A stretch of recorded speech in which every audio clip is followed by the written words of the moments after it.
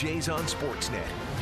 Presented by the all-new Honda Civic, now available with Turbo, the 2016 North American Car of the Year.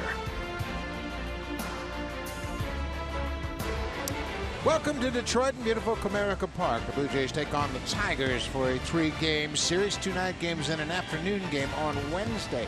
Blue Jays coming off a great series in Boston. They won 2 of the 3 games, and yesterday's game was pretty interesting. Roberto Osuna didn't get a save, but he was able to close out the game, but the Blue Jay bats were booming yesterday. They got 4 hits on Saturday and then 4 hits on Sunday. The difference, on Sunday they had 4 home runs. Edwin Encarnacion mashed his 12th, and Russell Martin got number 4. The Blue Jays won on just 4 hits, accounting for their 5 runs. They played great defense and got a lot of pitching and some home runs. Won that series, and now it's on to Detroit to face the red-hot Tigers. Michael Fulmer takes the mound for the Tigers. The rookie is really throwing the ball well. He's off to a great start at 5-1. Let's take a look at the lineup for John Gibbons' Blue Jays. They are 4 games over 500. Third in the East, Jose Bautista, top of the order. Against the Tigers, he has 7 career home runs, 23 RBIs. He's hit .361 against Detroit for his career. That's the highest average for Bautista against any club in baseball. And Edwin Encarnacion over his last 5 road games, he's hit 2 home runs. He is 6 for 17 with 7 RBIs, and Edwin's starting to show signs that he's about to break out.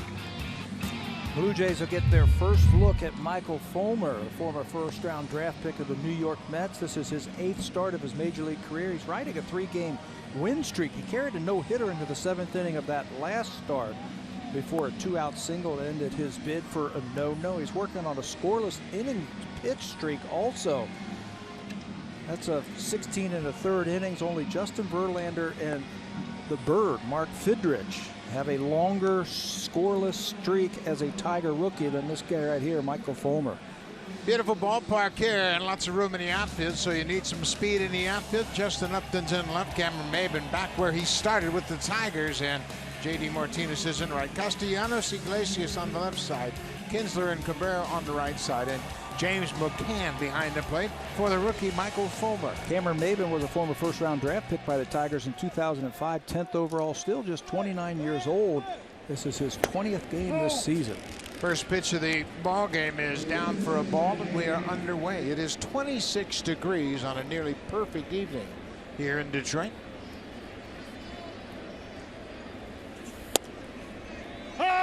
Ball on the strike. Bautista had a look at that outside fastball.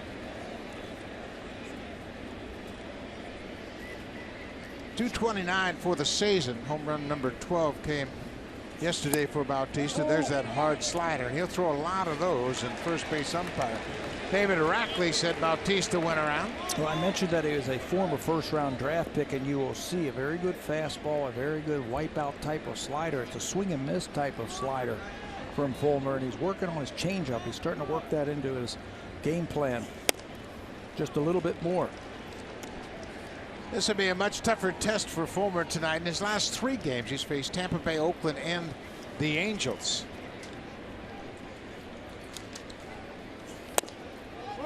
Good movement, but downstairs, another 3-2 count. Bautista's a master at working a pitcher over. Josh Donaldson will be next. He's back at third base tonight.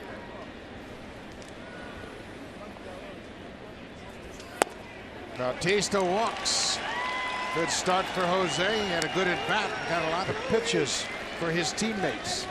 Gave a lot of information to his teammates because of that. That adds to his American League leading walk total. 44 walks for Bautista. Mike Trout, Joe Mauer, and Chris Davis finish out the top 4. And Jose, boy, he's showing great discipline, not expanding his strike zone whatsoever. Josh Donaldson now. And if you make a mistake, we saw what he can do to lead off of a ball game. Take you deep. Donaldson goes after the first pitch. Josh was the DH on Sunday. He did not play on Saturday after getting jammed by David Price on Friday night at Fenway Park. A bruise to his right hand. You can see he's got that rubber support on that right thumb to protect that right hand.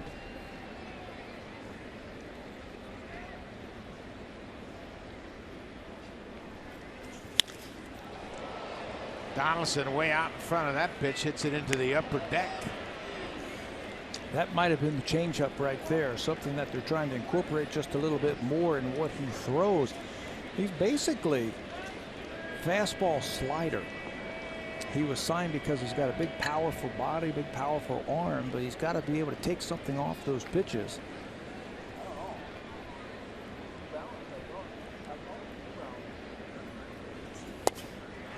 There's that nasty breaking ball. Donaldson strikes out.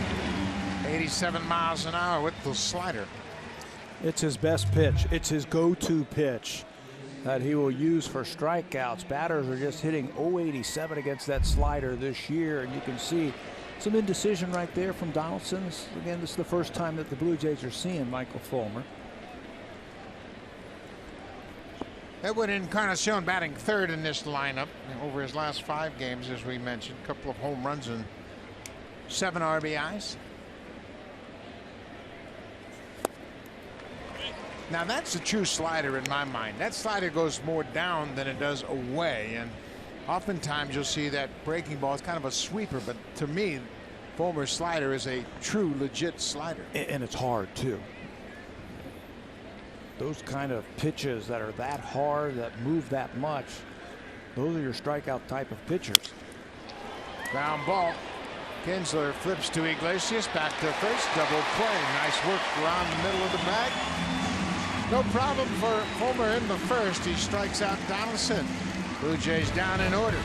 Jay Happ will take the mound when we come back to Detroit.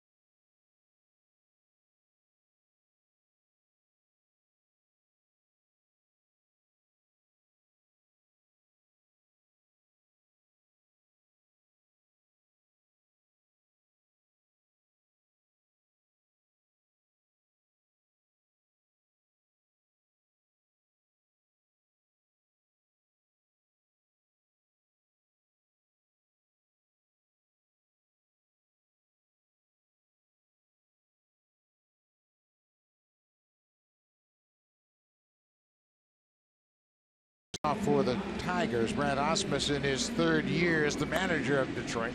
Let's take a look at the lineup for the Tigers. They are an even 528-28, and it took a 3-game sweep over the White Sox to get to 500. Kinsler over his last 21 games, a .357 average, 15 ribbies, and 20 runs scored. Top of the order.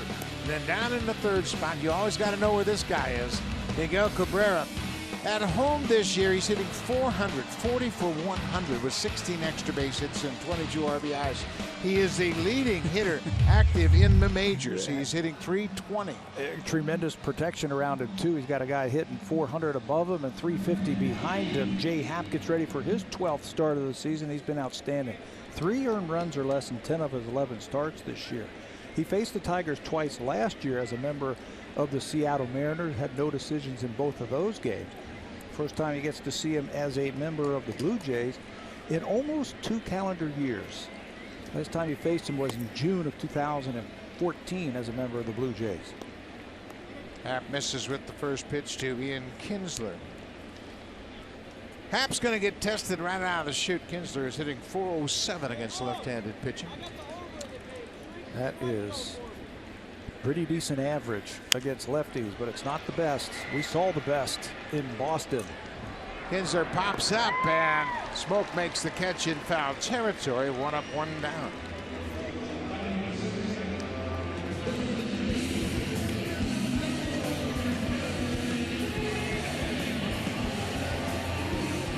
One down now for Cameron Maybin. We talked about Maybin and how well he has done in his return to the Tigers. Maben was a #1 pick of Detroit. Got traded away in a big deal.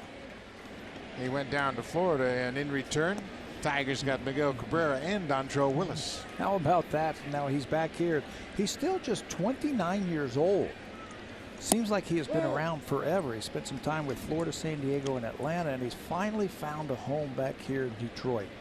Take a look at that average, 414. Maben was the 10th overall pick in the 2005 draft. He was drafted out of high school, and they liked his long, lean body. They thought he might fill out and become a power hitter, but he has never developed that kind of power they were hopeful of. But he still has speed, and Brad Ausmus has been trying to figure out the best place to put him in this lineup. He had him down earlier in the season, around 6th or 7th in the lineup, and they said he's going to try him at second. Maybe he'll get more fastballs. The problem is he just can't steal bases in front of Miguel Cabrera. No problem for him now because he takes a walk, 1-out walk. Issued by J.M. Defensively, let's take a look at the Blue Jays. They set up Saunders in left, Kevin Pillar in center, Jose Bautista's in right. Josh Donaldson back at third base. Barney and Travis up the middle, Smokes at first, and Russell Martin behind the plate, making his 44th start of the season. Yeah, it's good to see this guy back at third base. He's been making some great plays. They x-rayed that hand, and John Gibbons went and watched him hit yesterday in the batting cage to make sure that that hand was okay. He says, I'm all right. He DH'd yesterday, back at his familiar position at third base tonight.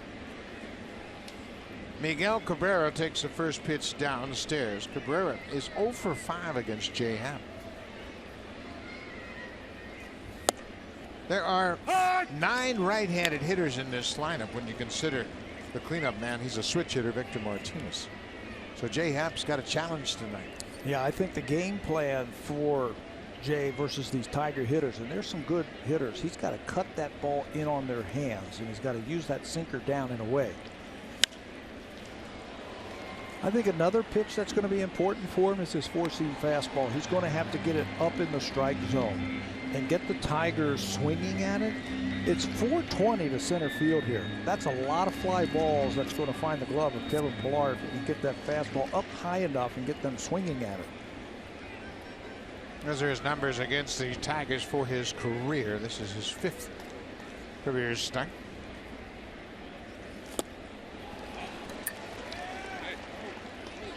Cabrera thought he foul chipped it. Looked like a changeup that fooled him. One thing that has been a vast improvement for Jay Happ is his ability to get ground balls. He has done a great job with the ground balls and striking out Cabrera. Of course, it doesn't concern him as much now, but now he'll deal with the switch hitter. Well, he's turning the ball over just a little bit more, sinking the ball. He's going to have to do that against these great hitters. You see Victor Martinez, #1 in the American League in hitting. But that is all because he's got to establish that cutter inside. If he can do that or the fastball up, he'll get these right-handers swinging at that sinker. Cameron Maben has 4 stolen bases, but has been caught 3 times. Martinez goes after the first pitch. Barney goes to second for the force out, and the inning is over. Jay Happ walks Maben, but the Tigers strand around it. We played an inning here in Detroit. It's a scoreless ball game.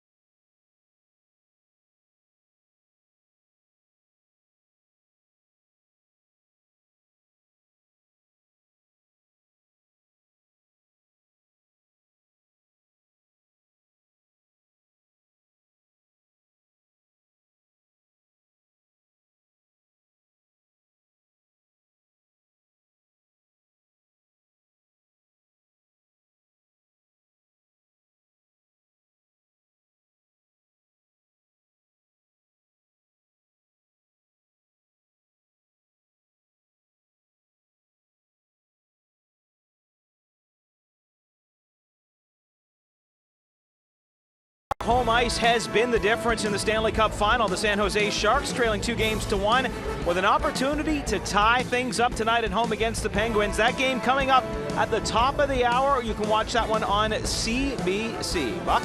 Thank you very much, Barry Davis. And obviously, great matchup. Couple of teams that can really skate up and down the rink. Michael Saunders will lead things off. Blue Jays retired in order in the first. Saunders 289, 9 homers and 19 RBIs for the season. Goes after the first pitch and lifts a high fly ball down the left field line. Upton's going to run out of room. Justin Upton, the left fielder.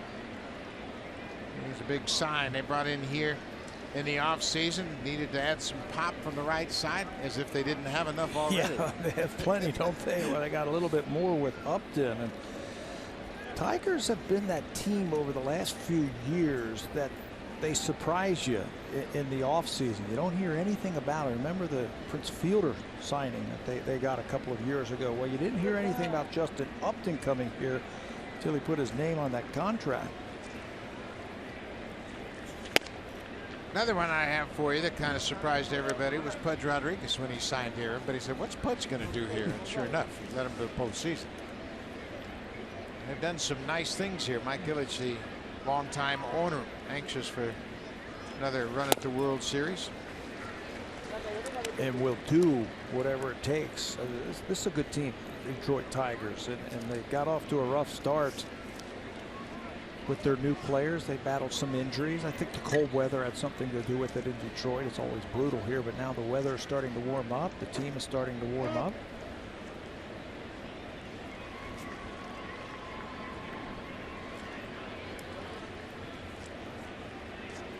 One ball and 2 strikes to Saunders.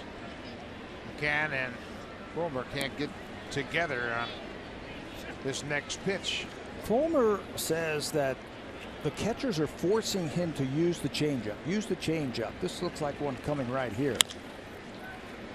And that one is fouled down the left field line. He says, sometimes I'm shaking away from the changeup and they're giving it to me again. So it's like, okay, I'll throw it right here.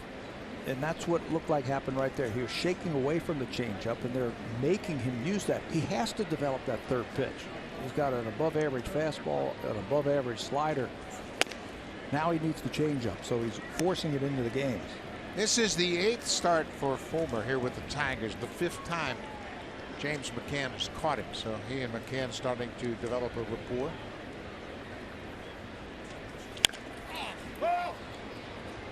Now the Saunders' foot. Well, that was a nasty pitch inside. So far, I like what we've seen from Fulmer. He comes at you. He's got a lot of confidence in his fastball, and he's got a wipeout slider. And he's not afraid to pitch inside. That one right off the knee of Michael Saunders. He's going to feel that one for a couple of days. Fulmer was the Eastern League Pitcher of the Year last year when he was a member of the Mets. And that's significant, of course. The Eastern League is AA baseball, and it just shows you how deep the Mets pitching is, not only in the big leagues, but all the way down into their minor league system.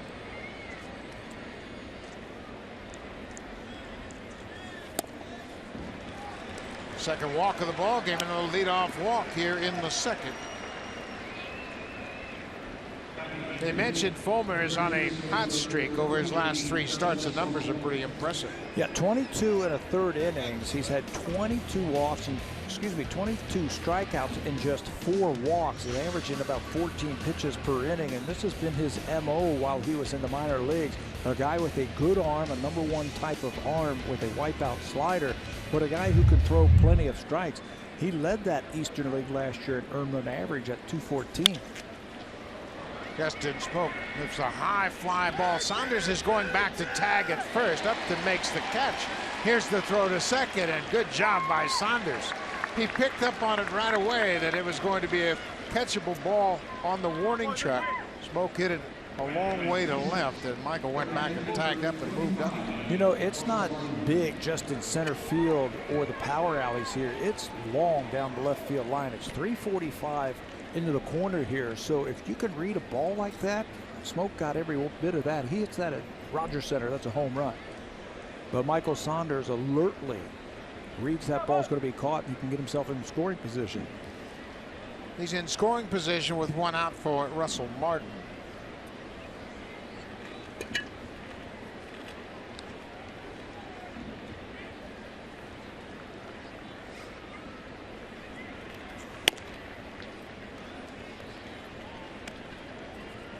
Fulmer misses with that first pitch fastball. Martin had one of the 4 home runs yesterday. Boy, did he hit a line drive into the green monster seats. Numbers starting to edge up a little bit for Russell over his last 10 games. He's swinging the bat much better. 4 home runs and 7 ribbies. You know what he did on that ball that he hit out? He created a lot of backspin on that ball. That thing was still rising as it cleared the wall in left field. You do that with a short swing. If you have a long swing, you're going to top that ball, and you're going to create top spin. He created a lot of backspin with his swing, and that thing just took off.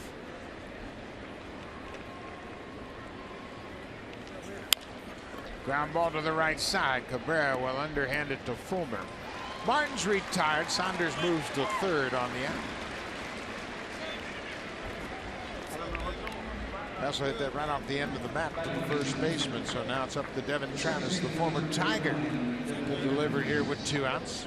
Talked to Devin today. I found him in the clubhouse. Neither team hit on the field today. They had it covered, and I asked him, you excited about facing your team once again? He faced them one time last year here, but then was injured when the Blue Jays played him in August back at Rogers Center. He said he's very excited about facing his former team.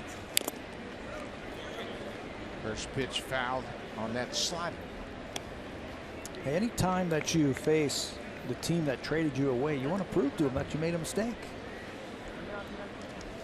See what he did against the Tigers his first go around. 5 for 11.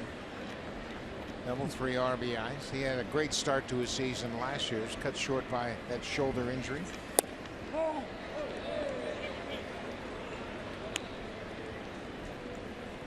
Travis has hit in 7 of the 10 games since coming off the disabled list.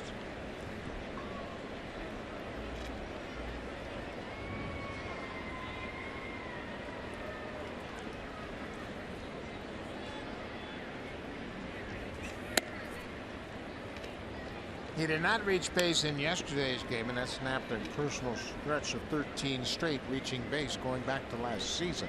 And he's not there yet. He's got some power the other way. You can see the right fielder and the center fielder for that matter. Very shallow in right field. That's his strength. Ground ball.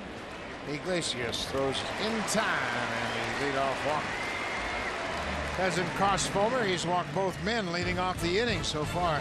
No damage.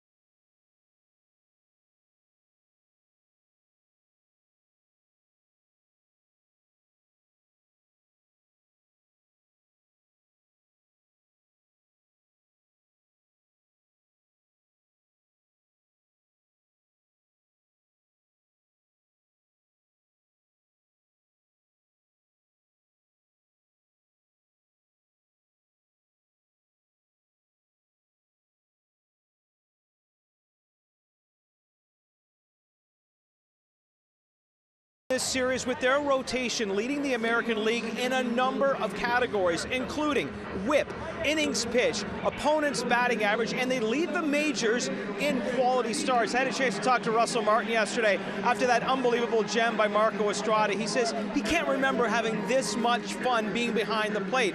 He says getting to squat behind and catch these guys every day is an absolute pleasure. Of course, I'm sure not having to catch R.A. Dickey on an everyday basis is also making life much better. But Buck, as a former catcher, you must speak for what it is like to get behind the plate knowing that the guy you're catching is going to be a fantastic pitcher. Yeah, Barry, they are really on a roll right now, and it is fun when you can throw down any sign and the pitchers can make a quality pitch. You know what I like to see? I like to see how pitchers, especially starters, what they can do when you're on the road. I mean, you're in the other team's ballpark, you're pitching the bottom of the inning instead of the top of the inning, so you've got to hold them down. And if you look at some of the Blue Jays numbers from their starters, they're outstanding this year. We had a chance to talk about that in the opening today. The opponent's batting average on the road for the starters, 205. That's #1 in the American League. It really speaks to how effective they have been when you consider the fact that they're getting acclimated onto a mound. You pitch 81 games at home, and obviously the starters are going to get several opportunities to pitch on that home mound. It's not the case when you go on the road, and Marco Estrada had problems yesterday at Fenway with that. He says he's never been very comfortable pitching in Fenway Park only because of the mound. J.D. Martinez hits it to short. Darwin Barney throws him out. He was saying yesterday that that mound seems so short. He said he called it a pimple out there, that he's throwing off of a pimple and there's no slope to it. So it took him a couple of innings to get used to it, and we saw that yesterday. He walked the first 2 batters that he faced, and he said he finally came around to it, and he was outstanding the rest of the way. Yeah, it just takes a while, and we see that all the time with starting pitching in general, how it takes them a while to get settled in the first inning. This is Nick Castellanos. He's off to a great start. Castellanos batting .315, 10 homers and 33 RBIs. This is a tough lineup. We mentioned all right-handed, except the switch hitter Victor Martinez, of course. He's batting right-handed. Hey, you've got Justin Upton hitting 7th. This guy's an all-star with some power, and he is hitting 7th in this lineup.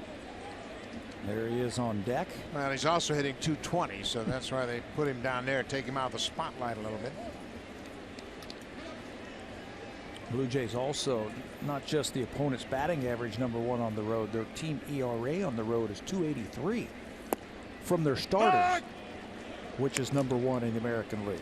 Yeah, we talked about the fact that this is game number 59, and we can't talk about the starting pitching being a surprise anymore, because it's not. It's a surprise when they don't pitch well. There's a drive to center. Pilar came in, and it's over his head. Kevin Pilar took a step in. Castellanos is making a turn around the second. Travis's relay not nearly in time. Castellanos takes advantage of a misplayed ball by Kevin Pilar for his second triple of the season. Yeah, you don't see that very often from Kevin Pilar out there in center field, but he got fooled. He thought this ball was a line drive off the bat of Castellanos that he was going to have to come in and get, but the thing just took off. And we told you it's 420 to dead center field. That is a long way when the ball gets over your head to run down, and by the time he does, Castellanos has a triple. So the Blue Jays with 1 out will play the infield back. This is Justin Upton, and he leads the league in strikeouts. Jay Happ could use one right here. Upton had a good game yesterday. He had a 2-run double on the 3-0 pitch. Just never know when veterans who have been in the league and in the major leagues a long time, they get off to a slow start, when it's going to come around for them.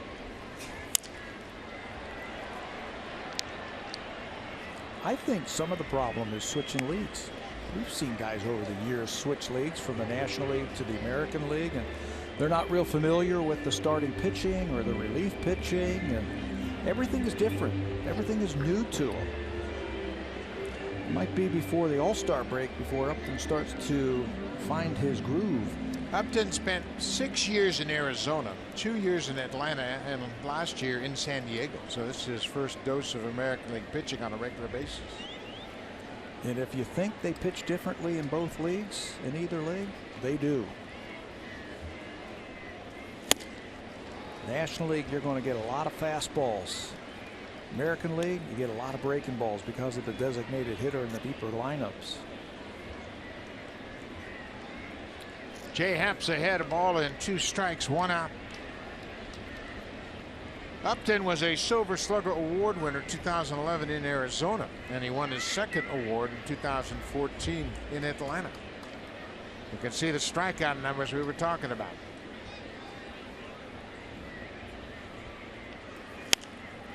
Gets a piece of that and stays alive. A little bit higher. There's the importance that the 4-seam fastball I think is going to be tonight for Jay Happ. Get that ball up just a little bit more. It looks so inviting when it's coming to the plate, like you can hit it 9 miles. But you swing through it, or you pop it up, or you hit a lazy fly ball. That's that cutter down and in. 2 balls and 2 strikes. James McCann is on deck. Castellanos at third with a 1-out triple.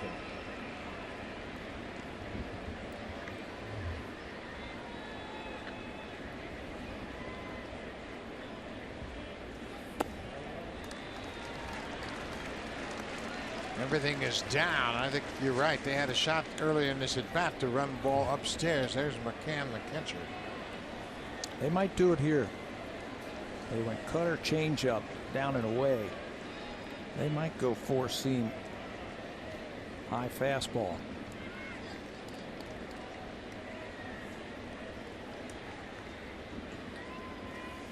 There's the high fastball. He laid off of it. A 1-out walk.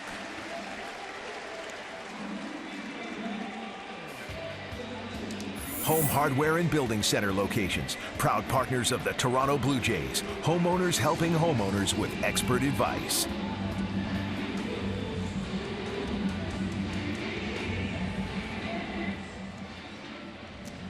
Catcher James McCann had his first 3-hit game of the season on Friday against the White Sox. He's a terrific catcher. Committed his first major league error last Monday. First error of his big league career. He goes after the first pitch. Why not with a runner in scoring position? Yeah, I really like this guy defensively. He does a lot of things correctly behind the plate. He can throw, he can catch, he calls a good game. Swing doesn't look too bad either. Just 25 years old. He was a 2nd-round pick by the Tigers in 2011.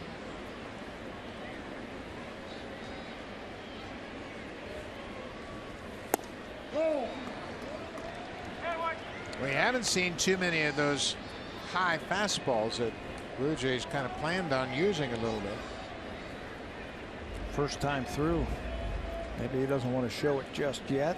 Thought he could have thrown that high fastball earlier in the count to Upton.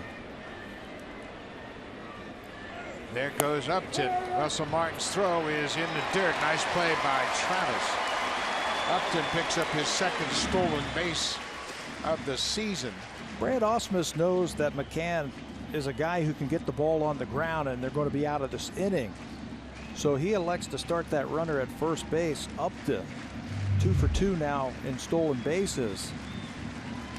That takes them out of the double play. Travis has to smother that one to keep it on the infield. That's 23 straight stolen bases against the Blue Jays. Martin and Tolley combined. They just haven't thrown as well as they did last year. 2 runners in scoring position. It's a scoreless game.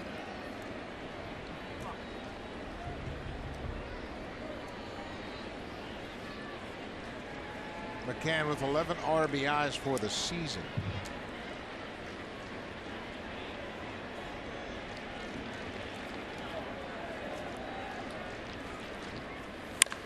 There's a deep drive to left field. This ball is way back and gone. For McCann, his third home run of the season, a 3-run homer off Jay Happ.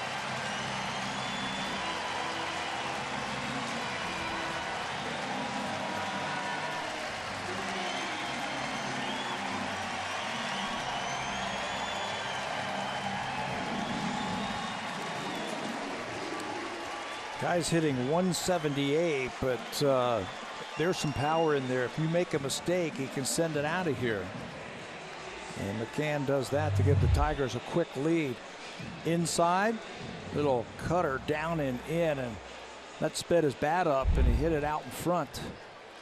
That was a no doubt about it home run to left field. That's his 10th career home run, his third of the season. Jose Iglesias, the shortstop.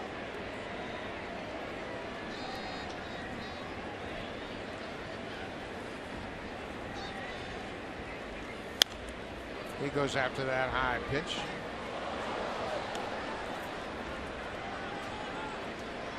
This is the 4th straight game the Tigers have faced a left-handed starter. They swept the White Sox, all 3 lefties in that game. There's a high pitch. Lined right to Pilar. He got a good read on that one. And those were any normal, everyday left-handers that the Tigers beat. I mean, they beat some of the best in the American League. Rondon, Quintana, and Sale, the 3 lefties, and you see the Tigers have turned things around. They got off to a slow start.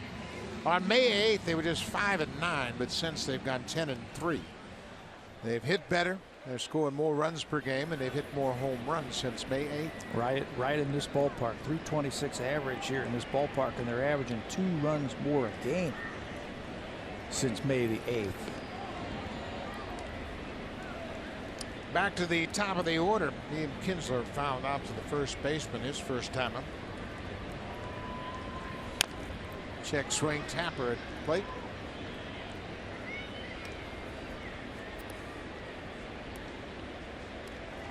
Ian Kinsler was traded for Prince Fielder November 2013.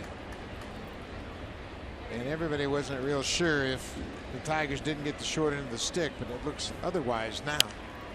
Kinsler's turned into a terrific player and a good leadoff man. He was a great player, I thought, for Texas, and they thought, well, maybe he's slowing down just a little bit. It was a classic case of a team needing something and both teams trading for him. They needed a second baseman, a leadoff hitter, a little bit more speed.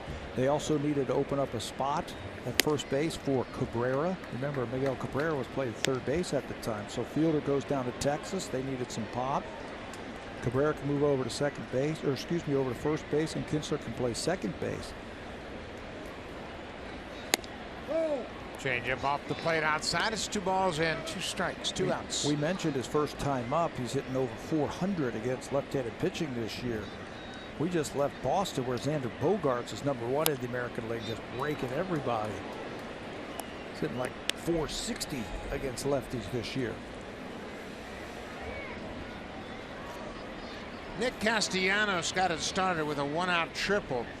Kevin Pilar, the center fielder, misjudged it. It sailed over his head, went all the way to the wall in center. Then Upton walked, and McCann hit a 3-run homer. How do you hit 460 against anybody at the major league level? That's what I want to know. Well, Bogaerts, we talked about it all weekend long, how he has more hits than anybody in baseball going back to the start of last season.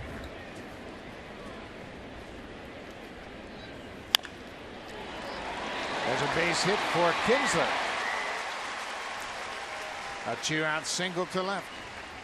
Sneaks it through on the left side. Bogaerts 464. Kinsler started today at 407. That'll go up with that single.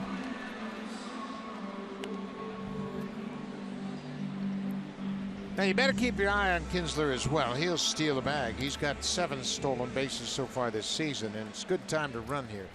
With 2 outs, you got Cameron Maben, who can act like a leadoff man if Kinsler should get thrown out.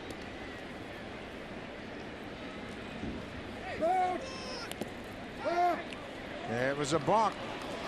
They called a balk on Happ for no stop, and he tried to unload quickly with the thought that Kinsler might run, and now he doesn't have to run. Kinsler bluffed like he was going to go, and I think that startled Jay. Watch him here. Right there, he bluffed, and you can see him move just a little bit like he was going to start his move towards home and then stopped again. It was all because of Kinsler's move at first base. That ball gets away from Martin. He's not sure where it is. Kinsler will go to third. A wild pitch charged to Jay Happ. This looked like a harmless inning the way it started. J.D. Martinez grounded out, and then Castellanos hit a line drive. Looked like it was going to be the second out of the inning. Yes, it did. 1-2, and then you had Upton. Ball went over his head, and now you got to try and stop the bleeding right here. This is a cutter that goes down and in, and Russell just missed that one. He might change that. Yeah, that ball wasn't in the dirt, and he got handcuffed, whether he was crossed up or not. Happ and Martin had a conference about it, but looking at that replay, that should be a pass ball, and it is. Boy, that will sting your wrist. One.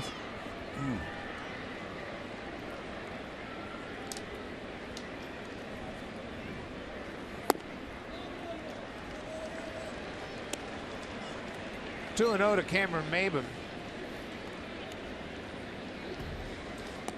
James McCann with the 3-run home run. He's going to write it down in his book. What type of pitch it was, what the situation was, who was on base. Now it's 2-1. But they used computers nowadays. Well, you know what? We've heard a lot of people say they're worried about the computer crashing. McCann might be looking at his own scouting report for the Blue Jay hitters. That's a good pitch. 2-2. Stay down there, you'll be okay.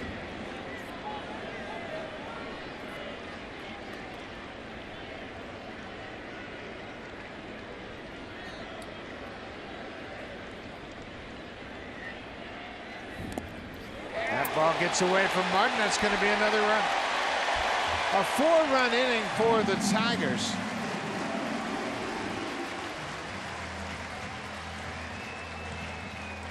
That one will be a wild pitch there. It looked like a cutter that, again, that he was trying to guide in there. Held on to it just a little bit too long. It bounced out in front of home plate, and Russell just couldn't smother it. Been a rough inning. Full count, 2 outs. Miguel Cabrera is on deck. Base hit. Cameron Maben continues to swing a red-hot bat here at Comerica Park. A 2-out single. They put him in the lineup after he got back. He was injured. He got injured in spring training, hurt his wrist. As you see, the Blue Jays now trying to get somebody up in that bullpen, but only Logan Morrison has been hotter since the middle of May than Cameron Maben. Oh, he mentioned him. Maben had been a #1 pick of the Tigers. He was traded away, bounced around a bit, and they got him back. Pete Walker out to help Jay Happ try to figure out this Tiger lineup. We had mentioned that coming into this game, they were 6-8 against left-handed starters. And that number improved dramatically when they beat 3 left-handed starters over the weekend.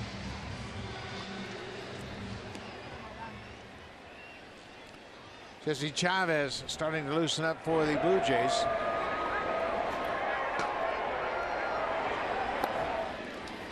Miguel Cabrera struck out his first time up.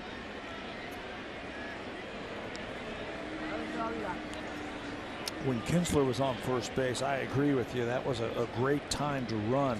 With 2 outs, you had already scored 3 runs. You could take a chance to get a guy into scoring position. And if he gets thrown out, Maben leads off the next inning. I don't think this is a good time to run. Heyman was running, and Pilar is there, and the inning is over. But the Tigers jump on Jay Happ, take advantage of a misplayed ball. Kevin Pilar will start things off for the Blue Jays. Then Darwin Barney has been swinging a hot bat. Back to the top of the order. Jose Bautista has already drawn a walk tonight.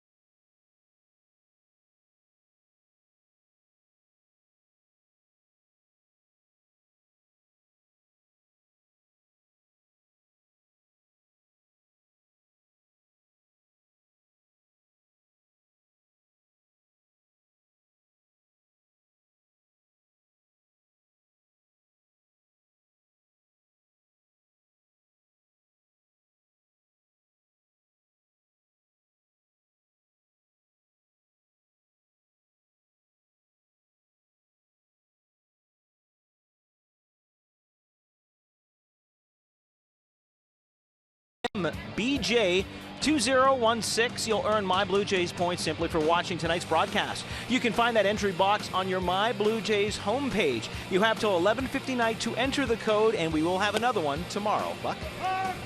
Thank you very much. And you can see there are an awful lot of Blue Jay fans here at Comerica Park. Obviously, this used to be a great rivalry. The Tigers and the Blue Jays were in the American League East for a long time. Ball and a strike to Kevin Pillar, and I'll tell you, he should have made a play on that line drive to center. He has saved a ton of runs for the Blue Jays pitching staff over the last couple of years. And that ball fooled him. Tough to pick up the spin on that breaking ball because it's spinning so tight. It's a tight breaking ball. Oh. 2-2 now to Pillar. Fulmer has walked the leadoff man in each of the first 2 innings, but he raced Bautista on a double play in the first and stranded Michael Saunders. Fly ball to the left, up and on the warning track. He's got room right in front of the Tigers bullpen. He makes the catch.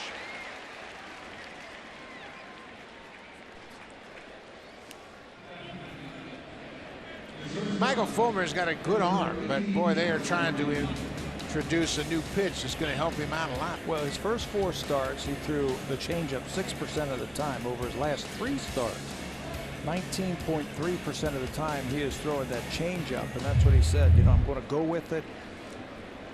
It's a really good pitch because of that fastball that you see. Good fastball, good slider. If he can incorporate that, a lot like what Chris Sale did. Remember when Chris Sale came up, he was a fastball, hard breaking ball, and Kenny Williams forced him to use that changeup.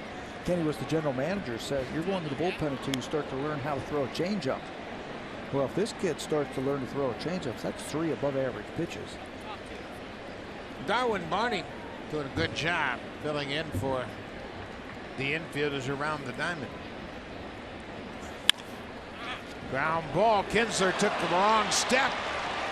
Kinsler went to his right and the ball was hit back to his left. He got fooled for some reason.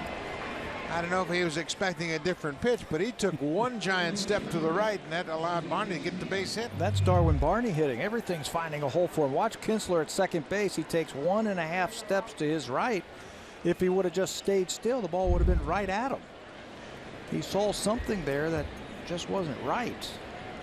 But Darwin, he'll take it. 1 out base hit, back to the top of the order. Bautista with his second look at Michael Fulmer. Saw 6 pitches in his first at bat.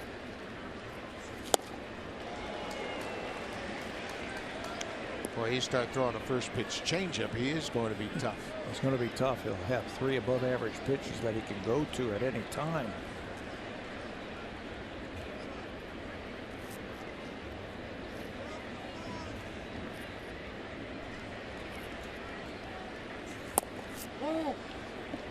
Ball and a strike to Bautista.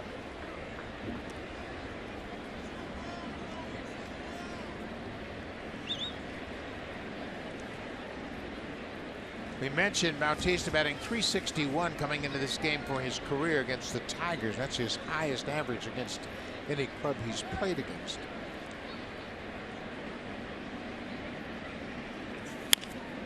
Pops this one in the air to left. Iglesias out a long way. He makes the catch as Upton was deep in left.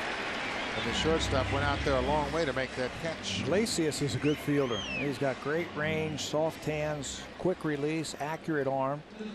He's only made one error all season long.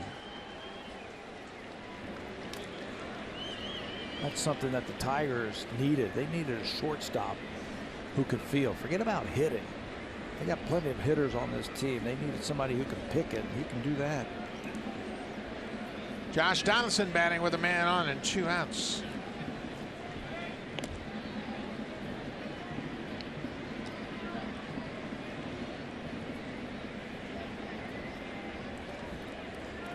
Darwin Barney with a 1-out single to the right side of the infield.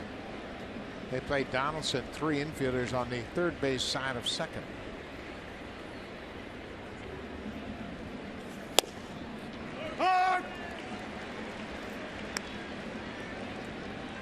The lights haven't taken full effect here as we are in twilight, and you can bet it's tough to see right now for the hitters.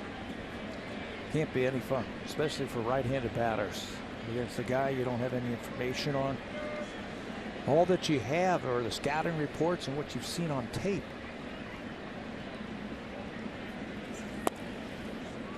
Donaldson struck out on a slider his first time up. And that was a pitch he really didn't see all that well. Just kind of flailed at it. But you're facing a guy that throws hard with a nasty slider, facing him for the first time.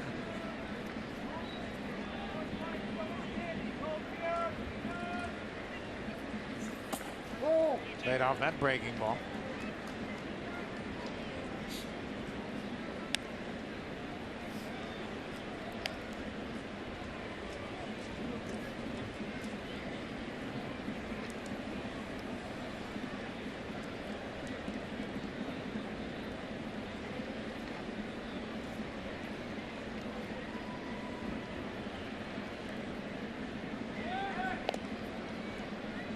Darwin Barney is about 3 feet off of first base, and they keep throwing over to first base for some reason.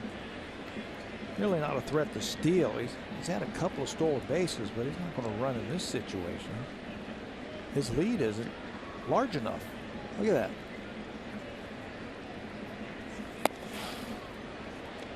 Three balls and a strike now. 2 outs. You know what I say? Keep worrying about that guy over there at first base, and you're going to forget who's hitting. Yeah. A lot of times I think pitchers throw to first just because they haven't cleared their mind yet. He's not ready to throw that next pitch to the batter. 3-1 to Donaldson. He walked it. Worried about Barney too much, and now he's got to deal with some big time trouble. Yeah, he got the sign twice from the bench to throw over to first base when Darwin's about 3 feet off the bag. You got 2 outs and you got a big hitter at the plate. Now you got another one. Edwin Encarnacion had a pair of home runs in Boston. Got 12 for the season, 46 RBIs. Jay Happ needs some support here. Blue Jays trail 4-0.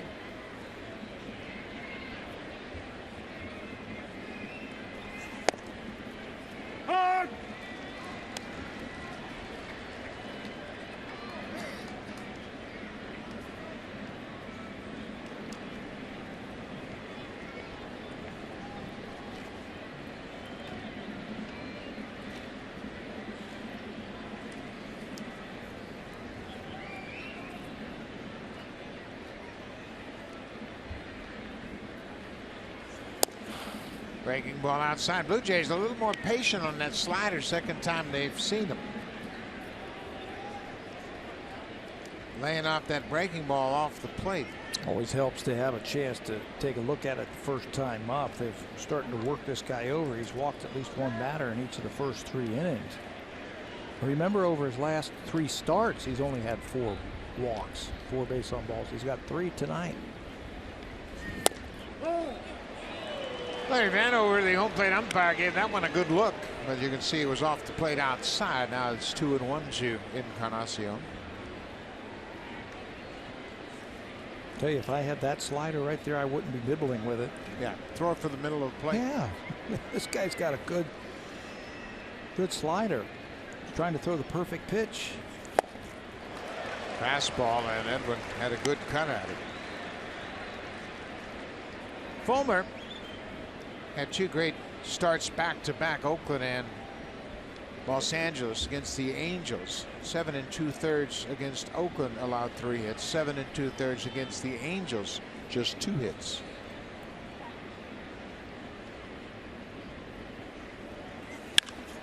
Fly ball deep to right. JD Martinez back, and he dropped the ball now, and the umpire at first says he's out.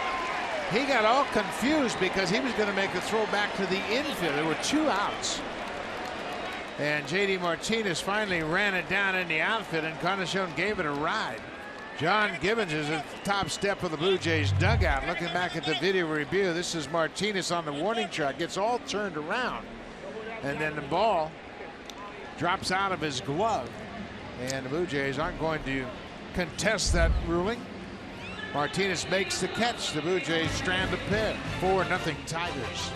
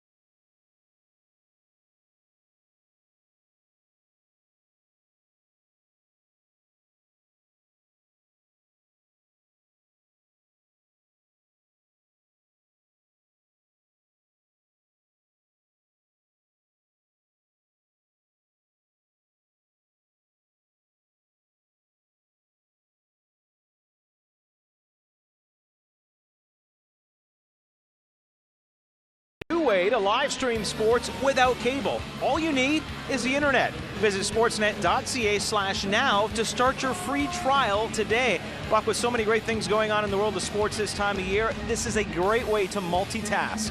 Absolutely. You can keep up on the Stanley Cup Finals. You can watch the NBA playoffs and be at the ballpark at the same time. Well, Jay Happ back to work the bottom of the 3rd. It'll be Victor Martinez, JD Martinez, and Nick Castellanos. Victor Martinez reached on a fielder's choice. He was the final out of the 1st. Victor, now in his 14th season. He missed all of 2012 season with that knee surgery. He's got a .303 career batting average. He's not slowing down, is he? .352. There's not a lot of 300 hitters around. Bouncing ball. Travis near second, throws to first, and Martinez is retired. 1 down.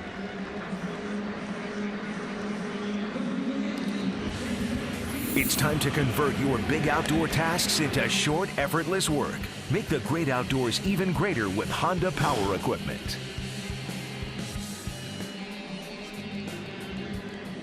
Comerica Park, lots going on for the kids inside and outside this ballpark.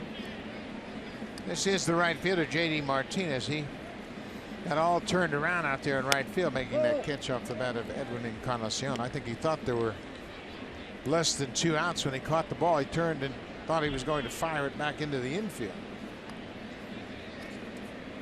He grounded out to shortstop his last time up. Smoke looked like he gave up on that ball, like he had a shot at getting it, but it splits the 2 infielders and goes into right. That has got to be maddening for a pitcher. You make a good pitch like J. Happ did, you get a 5-hopper, but watch this. 1, 2, 3, 4, 5, and it gets into the outfield for J.D. Martinez. Somehow it finds its way into the outfield for a hit. Yeah, it was actually past Smoke by the time he got over to it, and then Devin Travis, he was shaded up the middle, so seeing eye base hit for J.D. Martinez. They've had a couple of those already tonight. Here is Nick Castellanos. He got that rally started in the second with a line drive that sailed over Kevin Pillar's head in the center.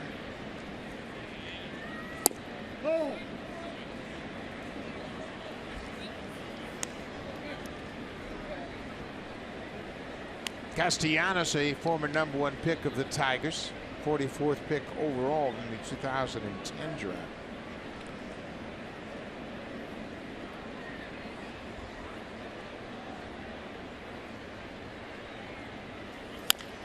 Ground ball. Barney goes to second for 1. Travis back to first, not in time. That ball just wasn't hit hard enough to turn 2. Barney had to come a long way to get it. You know what I've noticed here the first couple of innings of this ball game is how slow the infield is and how wet it is out in front of home plate, how thick the grass is. The balls are just not going anywhere on the ground. That was slow to develop because of the speed of the baseball, and that allows Castellanos to beat it out. Now, it's not something new to Detroit baseball. You played at Tiger Stadium when they had a sand bunker in front of home plate. And they cut the grass like what? Once a month, if it needed it or not. Used to find baseballs hidden in the infield grass that were 3 or 4 years old. It's so long, man.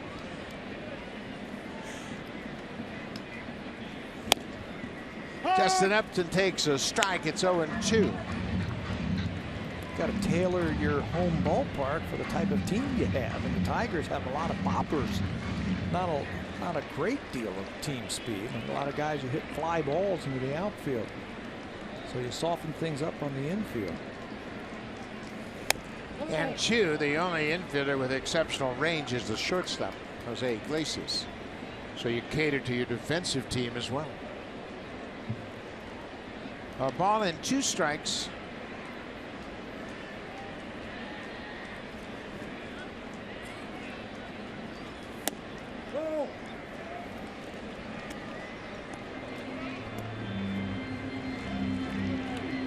Justin Upton walked in, stole a base in the second, and scored on the 3-run home run by James McCann.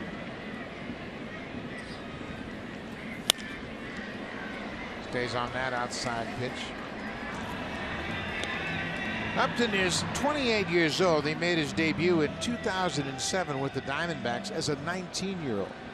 Played in 43 games that season. He spent 6 seasons in Arizona. Good pitch. 19 years old in the big leagues. I don't know about you, partner, but I had no chance at 19 in the big leagues. None. I was in the Carolina League at 19. At 19? Yeah. This guy was a star in the big leagues.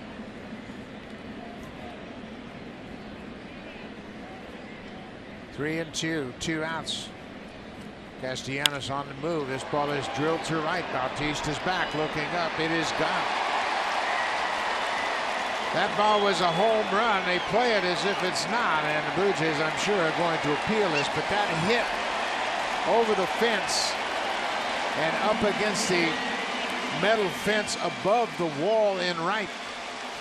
Upton's 4th home run, an opposite field the home run.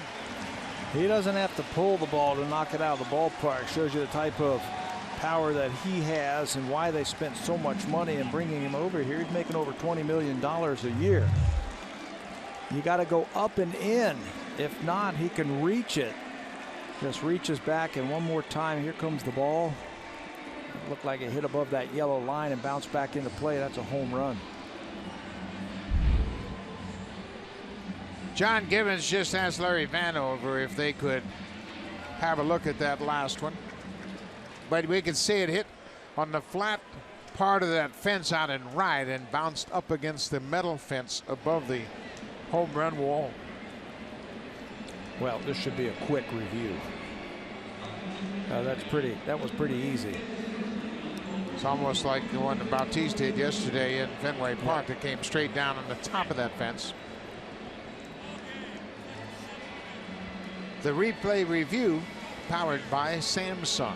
Larry Vanover, crew chief, he didn't take long at all, and there's the sign to confirm the call on the field. It is a home run for Justin Upton. 2nd home run for the Tigers tonight. Upton's 4th home run of the season, a 2-run homer.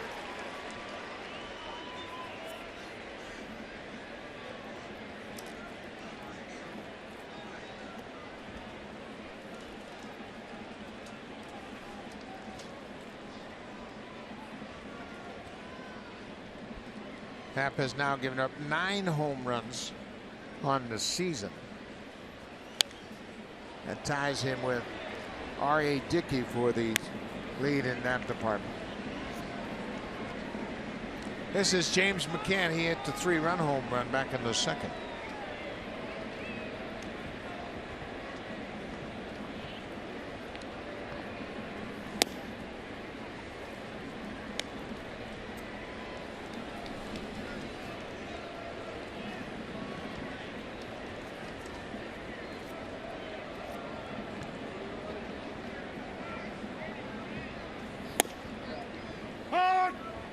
Upton is now 4 for 6 against Jay Happ with 2 home runs. Guess they both spent some time in the National League. And Jay pitched against them twice last year and had 2 no decisions. Pitched pretty well against the Tigers. That was as a member of the Seattle Mariners. A couple of no decisions. Tonight he just hasn't been comfortable on the mound. He has not been able to fill up that strike zone with good pitches.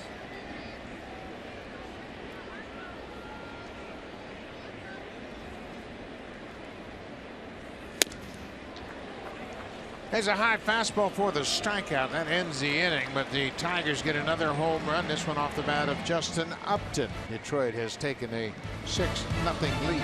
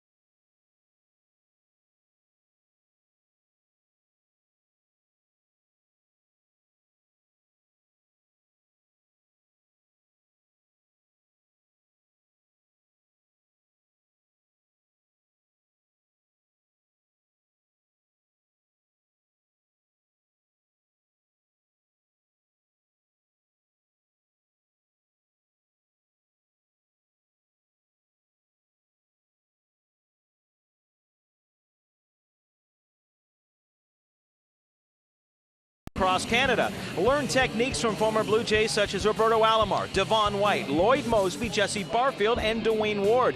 You can register now at bluejays.com/camps. Buck, how can you beat getting hitting tips from some of those legends that have played for the Blue Jays? Pretty good opportunity, Barry Davis, that's for sure. And you make sure you want to sign up for those Honda Super Camps right now because they will fill up quickly.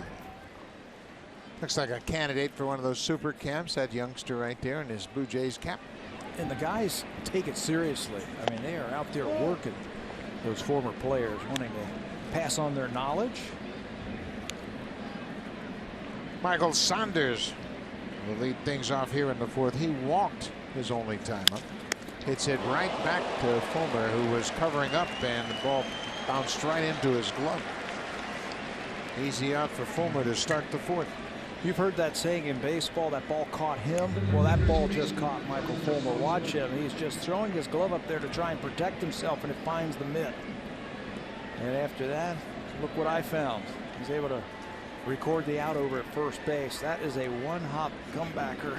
Boom, right into his glove.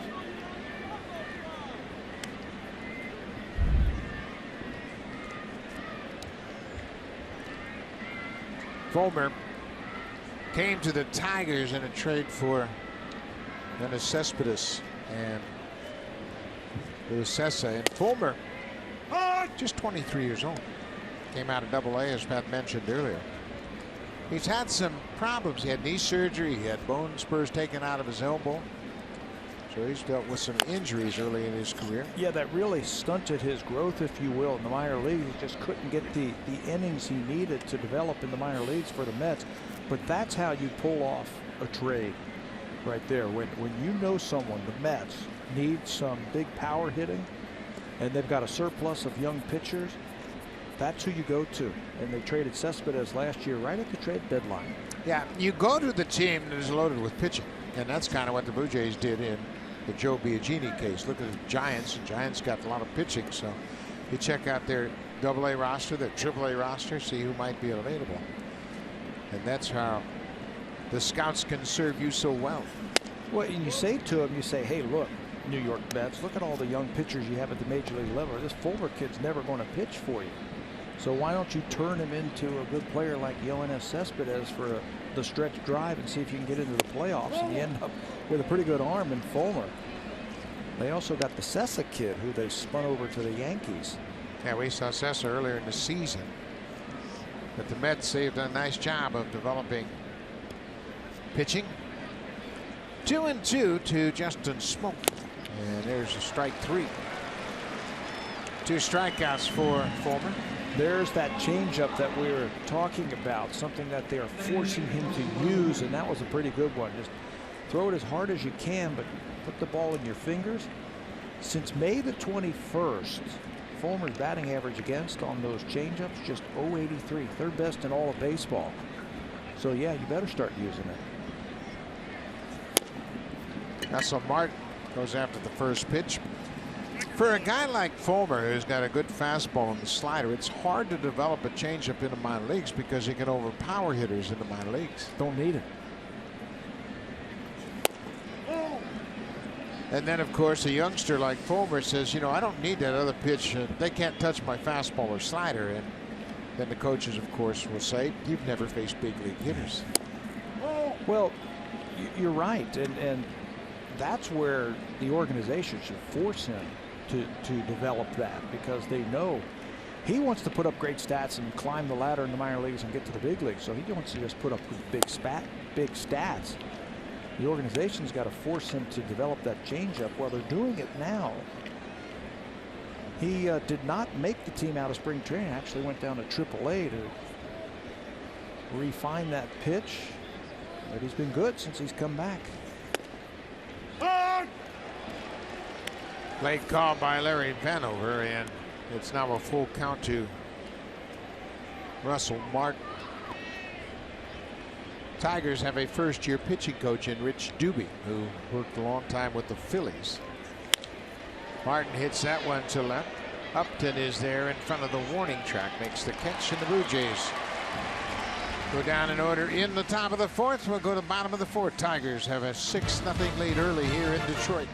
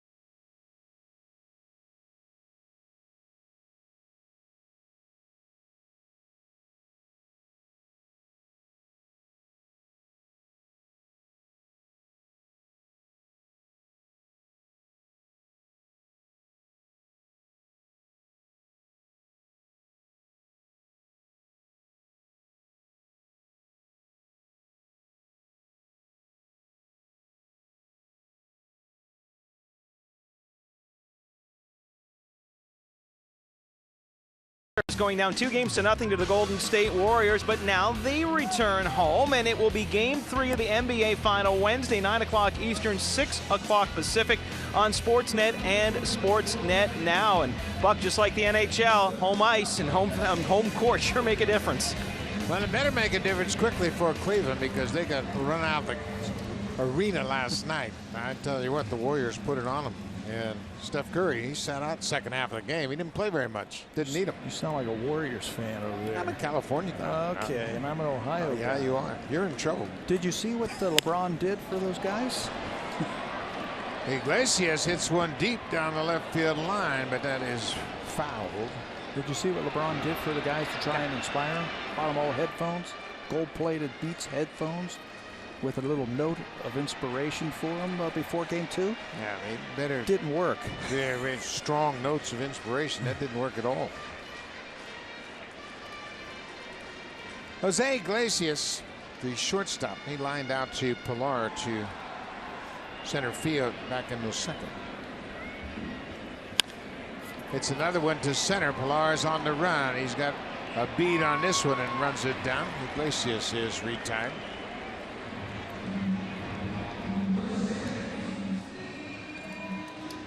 Blue Jays have won 5 straight series, trying to extend that streak here against Detroit. Jay Happ's got to throw up a 0 here and give the offense a chance to get something going against Michael Fulmer. Blue Jays have just 1 hit, and that was a misplayed ball in my mind by Ian Kinsler at second. Would have been a ground ball right to him for an out, and he moved on it.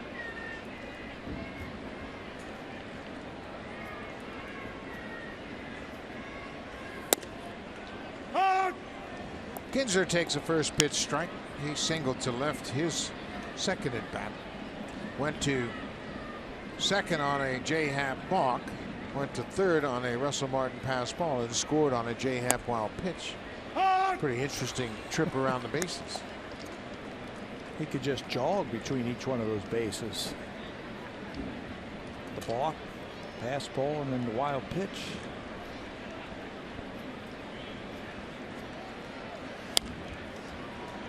Kinsler has a very interesting approach at the plate. Doesn't take much of a stride. Just kind of trusts his hands to get to it. Of course, he had a terrific mentor when he came up with the Texas Rangers in Michael Young. They were infield partners for a long time in Texas. Those were some good teams there. I mean, they were very close teams, very united. Kinsler had something to do with Josh Hamilton coming over there, and that closeness really got him to win that MVP and helped him out. He's brought that same type of intensity over here to Detroit. And he is a free swinger. He doesn't walk very much. Kinsler, this is his 3rd season with the Tigers. Still makes his offseason home in Dallas.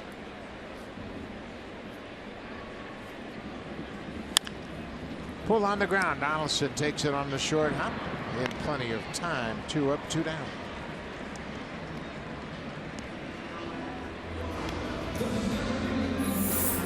The all-new Honda Civic, now available with Turbo, the 2016 North American Car of the Year.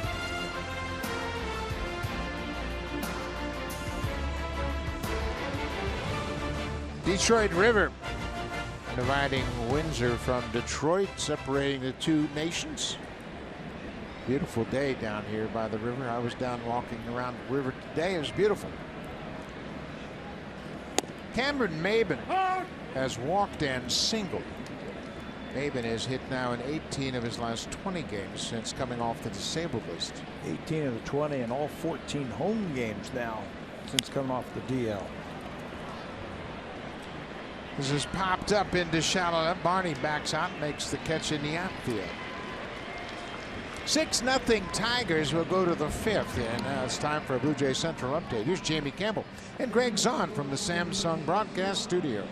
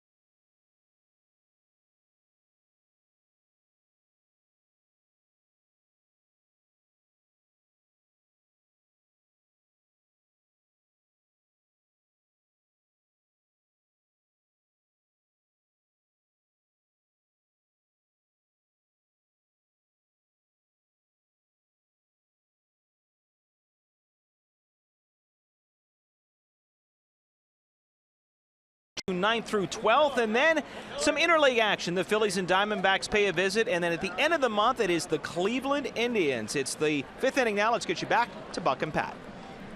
Thank you very much, Barry Davis. Interesting schedule ahead. The Orioles in town for a 4-game series. And then 4 with Philly, and then we get to go to Baltimore. 2-2. Yep. Phillies at Rogers Center first for 2 games, and then 2 games in Philly before the club goes to Baltimore. No rest for the Blue Jays. Fly ball to center. Maben is there. Devin Travis is retired.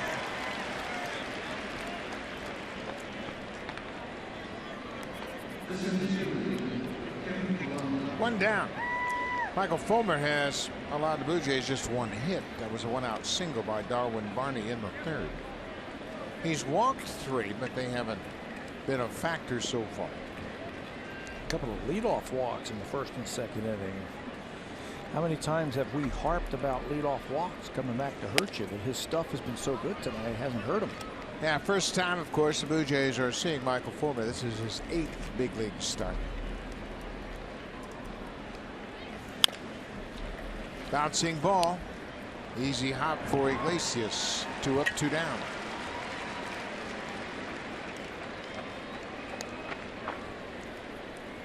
We were talking about the Blue Jays and how many games they had played against the American League East Division. They have played more than anybody else. And Blue Jays have played 35 games against the American League East. Baltimore has only played 21 games against the East. Of course, the Blue Jays will see them for back-to-back series very soon. Boston's played 29 games, New York 27, and Tampa Bay 24 against the East. So does that bode well for the Blue Jays? I think it does. I don't think they're playing up to par just yet. Of course, they're getting great pitching, but I think there's room for improvement in the offense. Check swing, and Fulmer missed it. Kinsler not in time. Michael Fulmer had a chance. It was kind of a changeup ground ball. He reached for it, and the ball wasn't there yet. Again, it's Darwin Barney. Everything he swings at is finding a hole tonight. He got a hit his first time up when he and Kinsler moved to his right and then missed the ball. And this time the pitcher misses it. Watch it one more time. Check swing, and he just doesn't get the glove down and stay down. Once it got by him, that's going to be another infield hit. Barney will tell you that makes up for the 2 line drives he hit off David Price at Rogers Center. He'll tell you that, Yeah. right? I don't know if he believes it, right? But that's right. They all even out. Jose Bautista takes the first pitch strike. Jose has walked and popped out to the shortstop.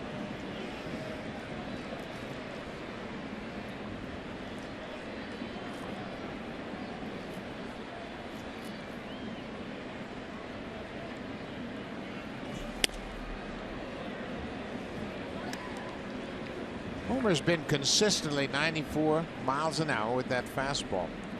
His slider has been hard. He's thrown a pretty effective changeup tonight.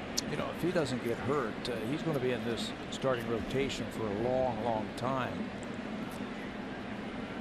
When you look at him, the first word that comes to mind, sturdy. Big bone, big body, strong, good mechanics. It appears as though that Justin Verlander has sorted things out. He's thrown the ball very well lately. Jordan Zimmerman is 8-2. Mike Pelfrey has pitched much better than a 1-5 record would suggest. And then if Fulmer can grab a spot in the rotation, they're in pretty good shape. Yeah, they should be okay. They got to sort out their bullpen just a little bit right now, get them pitching a little bit better. They're starting to hit the ball, scoring 2 more runs a game than they did just a month ago. Full count to Bautista. There are 2 outs, so Barney will be off on the pitch. Josh Donaldson, he has struck out and walked so far. He'll be next if Bautista can reach base.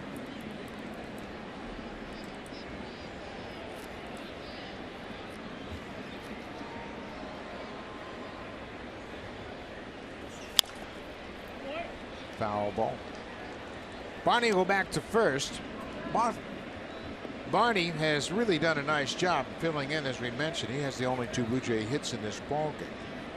He's playing short again tonight in place of Troy Tulowitzki, who's making some progress. Yeah, I got an update on him today that he's running just a little bit. He's swinging a bat, and his due date back is June the 13th, and the Blue Jays think that that's the day that he'll be eligible to come off the DL and should be back in uniform. Bautista strikes out. Fulmer strands Barney.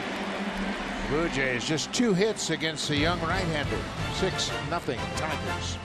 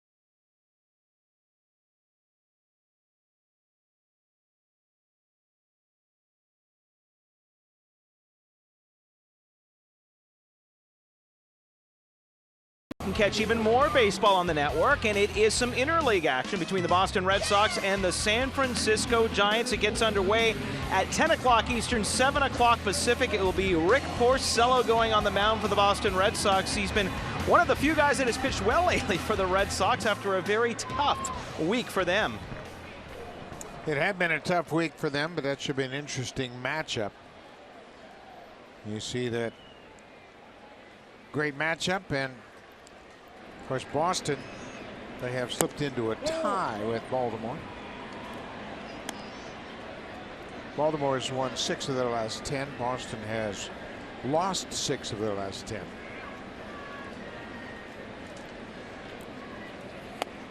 Miguel Cabrera takes a strike. It's 1-1 to Cabrera.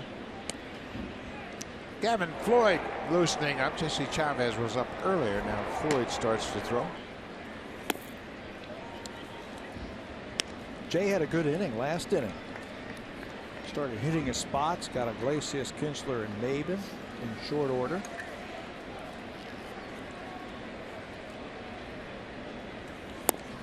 Miguel Cabrera has had an unbelievable career. He's just 33 years old. 8 times he's finished in the top 10 in MVP voting. 8 times. And he won back-to-back MVP awards in 2012, 2013. Of course, the 2012 season was his Triple Crown year.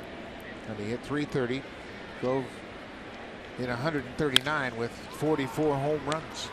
This time he hits the grounder to short. 1 down. Right. Home Hardware and Building Center locations. Proud partners of the Toronto Blue Jays. Homeowners helping homeowners with expert advice. Beautiful shot of downtown Detroit and the Detroit River. And in the background, it's Windsor, Ontario. Home of Joe Siddle, who's back in the radio booth with Jerry Howard. Good to see Joe. Joe's going to be spending the night at home, he said, over the next couple of days. That's a pretty good deal. Joe was out watching his son play baseball in the minor leagues. Did you hear he hit a home run for him? with mom and dad in the stands. He had a home run off Ivan Rodriguez's son. Pudge Rodriguez's son was pitching against him. He had a home run. This is Victor Martinez. Victor is 0 for 2 so far.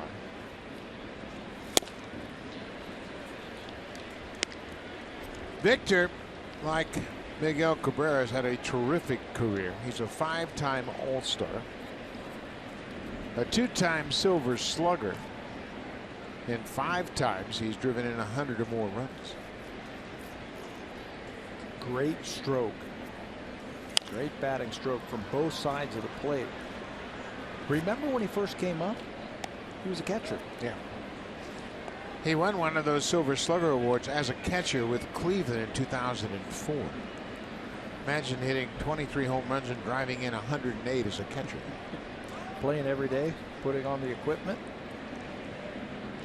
Many people thought his career was over when he had that knee problem. He had a very significant knee surgery. It took him a long time to get over it. Foul tipped, and Russell holds on for the strikeout. 2 down. Cabrera and Martinez back to back here in the 5th. A couple of tough hitters, and he's gone through them pretty easily. Starting to hit his spots again. This is going to be his 3rd strikeout on the night as he goes upstairs with that 4-seamer to strike out the American League's leading hitter. J.D. Martinez.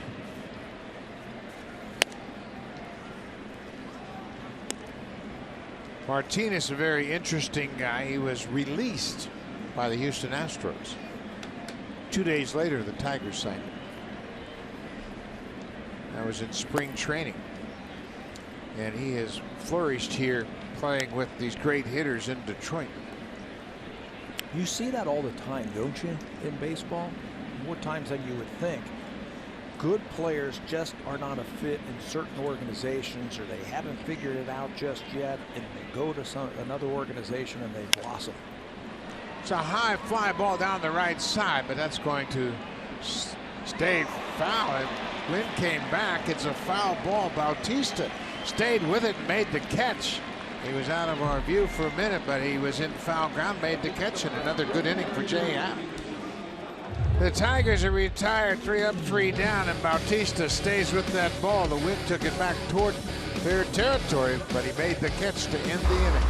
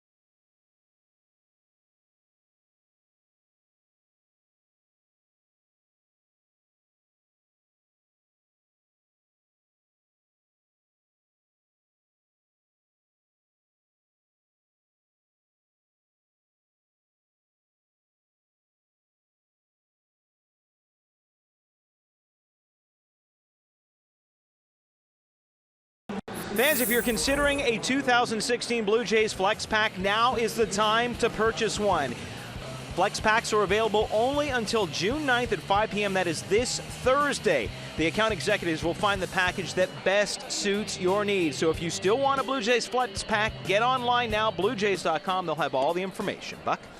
Well, Barry, that's a great suggestion. There's some great games coming up on the schedule. If you look to the July 1st schedule, Cleveland is there over the weekend on Canada Day, and then Kansas City The world champions will be at Rogers Center 4th, 5th, and 6th of July. Donaldson grounds out to Iglesias. One down here in the 6th. Blue Jays haven't been able to mount much of an attack against Michael Fulmer. 4 hits yesterday against Boston, 4 home runs. Today, not a lot of hard contact against Fulmer. There are his numbers in 76 pitches. Blue Jays had 4 hits on Saturday as well in that 6-4 loss. They scored 4 runs, but 2 of those runs scored on a strikeout. But the bottom line is they've been winning games. Edwin Encarnacion hit a deep drive to right. J.D. Martinez made a twisting catch to end the threat. Blue Jays had a couple of runners on. Looked like they might get back into it with that ball off the bat.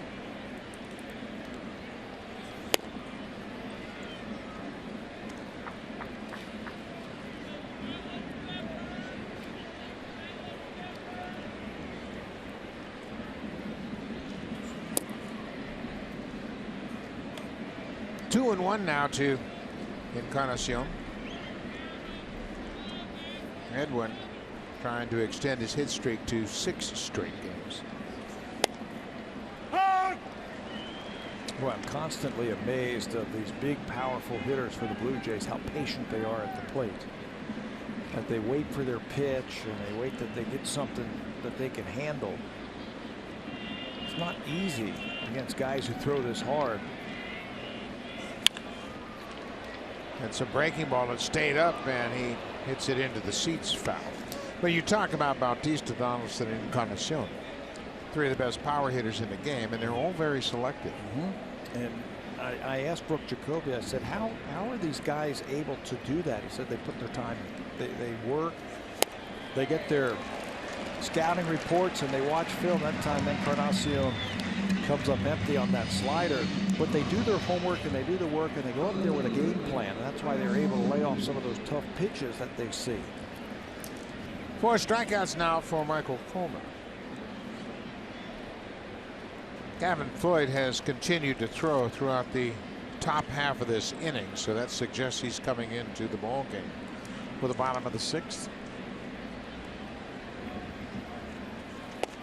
Jay Happ has thrown 91 pitches through 5 innings. Blue Jays, once they get up around 100 pitches, that's when they shut them down, so it doesn't look like they're going to give them a chance to get there. They're going to give Gavin Floyd a clean inning. This is the 12th start of the season for Jay Happ, and he's charged with 6 earned runs. That's the 2nd highest earned run total in a start for Happ. He has had a terrific start to his season. Jay came into this game with a 6-2 record and ERA just over 3. He gave up 8 earned runs in a start against Tampa Bay in just 2 innings. But other than that, he's been consistent. He had given up 1 run or fewer 6 times this year. 6 times. That's tied for the most in the American League. Tied with Jose Quintana, Danny Salazar, and some guy named Chris Sale. Pretty good. Well, when you think about it, he's about a third of the way through a season. And he's had just 2 bad starts. I'll take that. Yep. Pitchers never want to accept that fact, but when he can sit back and forget about this start and evaluate the first 12, he'll be very pleased.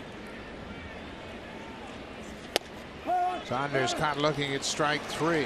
Another good pitch by Fulmer. 3 up, 3 down. The Blue Jays go down in order in the 6th. 6-0 Tigers.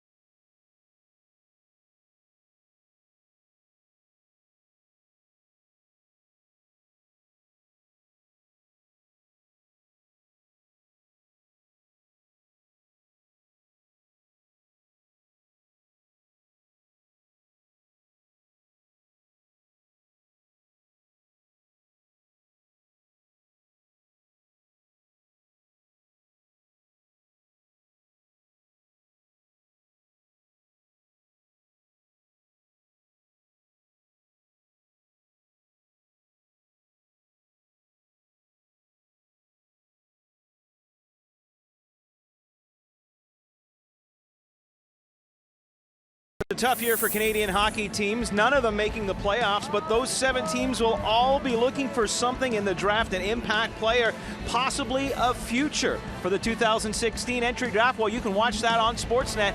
June 24th, the Toronto Maple Leafs with the first overall pick, and we all know who they're getting.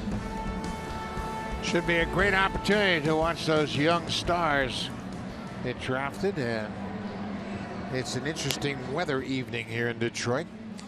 Jay Happ is out of the ballgame. Gavin Floyd comes in to start the bottom of the 6th. This will be his 20th appearance of the season. Gavin last worked 8 days ago on May the 29th. If you remember that game, he gave up a few runs to the Boston Red Sox, and he was out of the game, and they said he was exhausted. You talk about weather. How about that shot out in center field? Beautiful rainbow. There are actually 2 rainbows out there.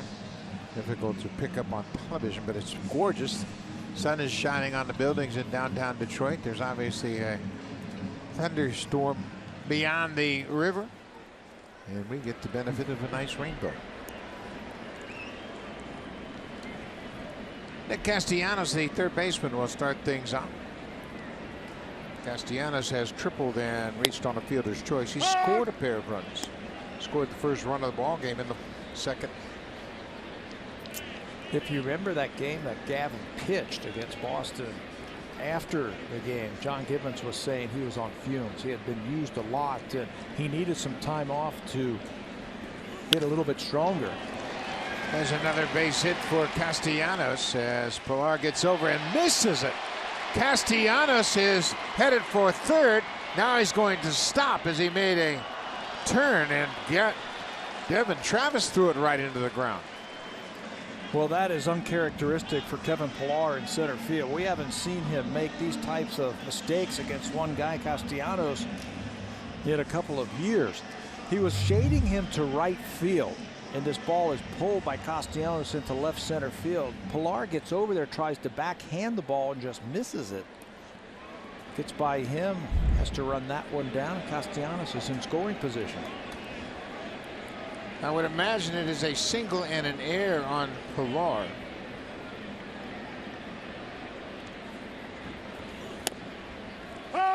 Justin Upton has had a good start to his night.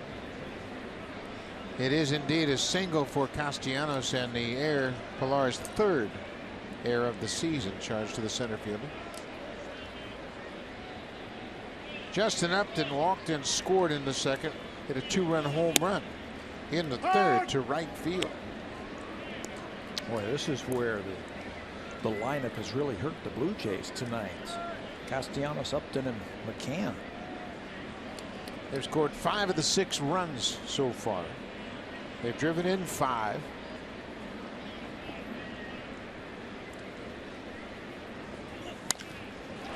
There's a base hit. Castellanos is getting the wave home. Here comes the throw from Pilar. It's cut off, and Upton's had a big night at the plate. His third RBI of the ball game. Boy, he waited back beautifully on that curveball that time. Didn't try and do too much with it, just shoot it right back through the middle.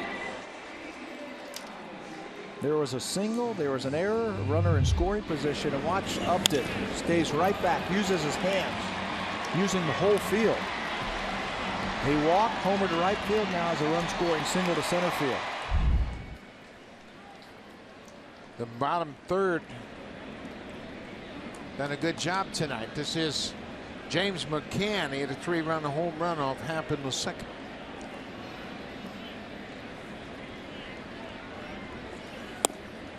Oh! 7-0 Detroit.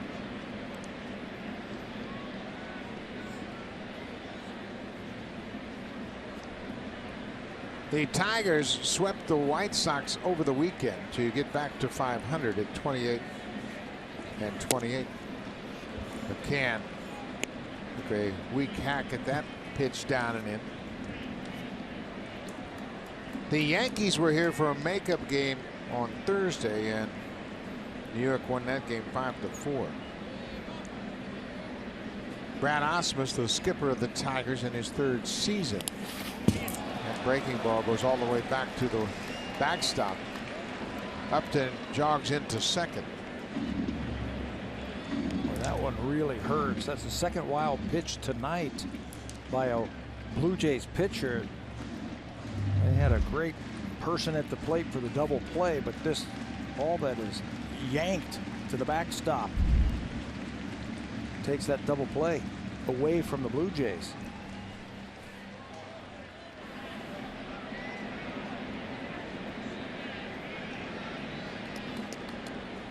Nobody out.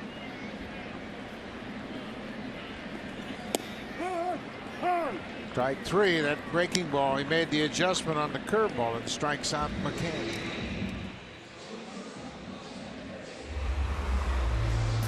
Blue Jays on Sportsnet. Presented by the all-new Honda Civic. Now available with Turbo. The 2016 North American Car of the Year.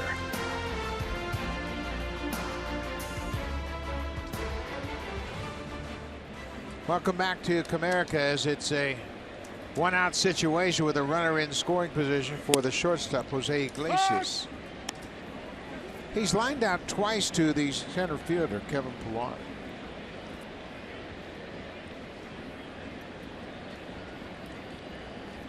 Tigers have 7 runs on 8 hits. They've hit 2 home runs tonight.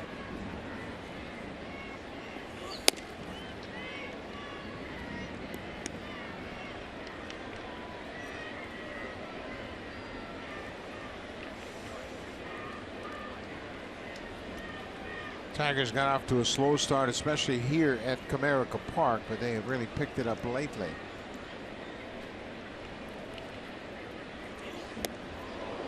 Breaking ball up and in. We haven't seen the best of the Tigers this year. If you've been paying attention and watching, they've been calling for Brad Ausmus to be fired, and they've had all kind of problems and all that. This team just got off to a slow start. I think they're ready to go on a nice run. Hopefully. They come into this game tied with Kansas City for the second highest batting average in the American League, behind the Boston Red Sox. Their pitching has been a disappointment. They are 3rd from the bottom in ERA. Their bullpen in particular has been really bad. Their inherited runners, we've been talking about that with the Blue Jays. Their percentage is worse than the Blue Jays this year. There's a line drive to left. Saunders is there to make the catch. Iglesias has hit the ball sharply 3 times with nothing to show for it.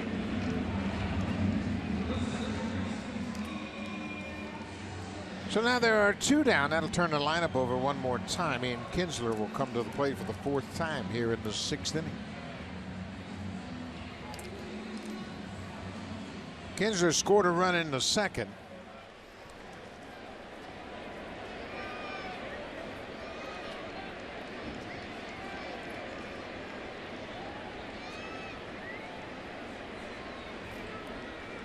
Kinsler has now scored 48 runs.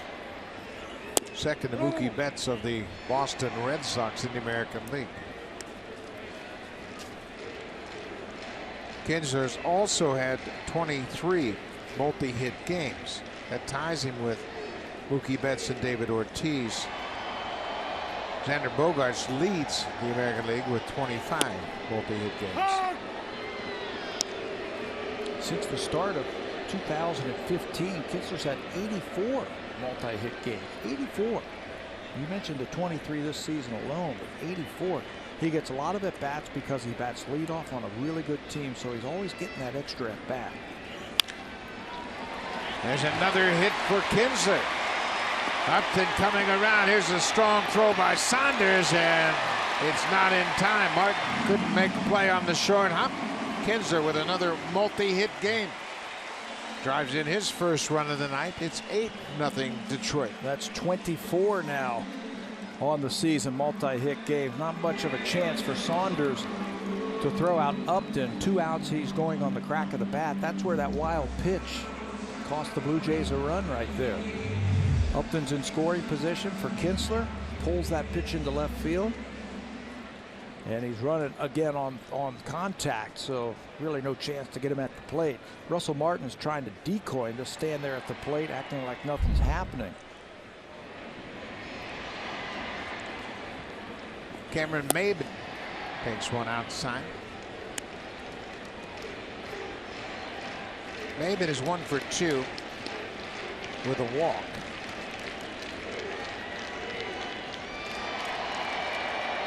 Maben's average is .417 at the moment.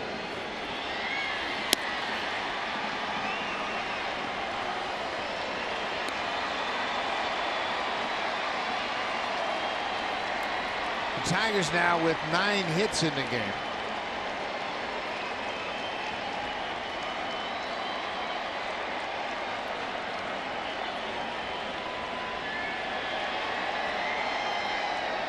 Kinsler had 2 hits yesterday. Upton had 2 hits yesterday.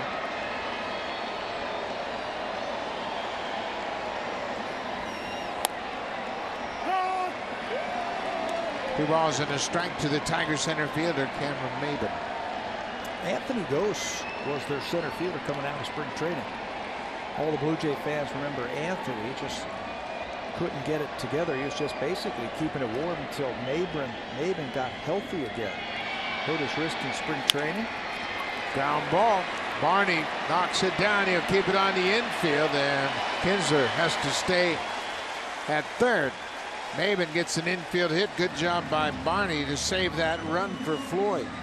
And it doesn't look like Maben's going to give that job back anytime soon. He now has a multi-hit game. Sends that one back through the middle.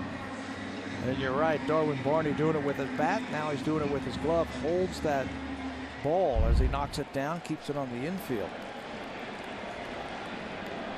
So Miguel Cabrera, he's 0 for 3 so far.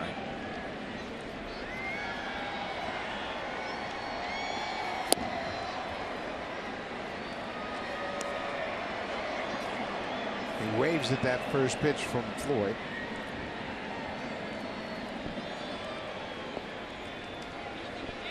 This has not been a pretty game for the Blue Jays. No. Not that they are getting shut out and they've only had 2 hits, but it hasn't been a very clean game.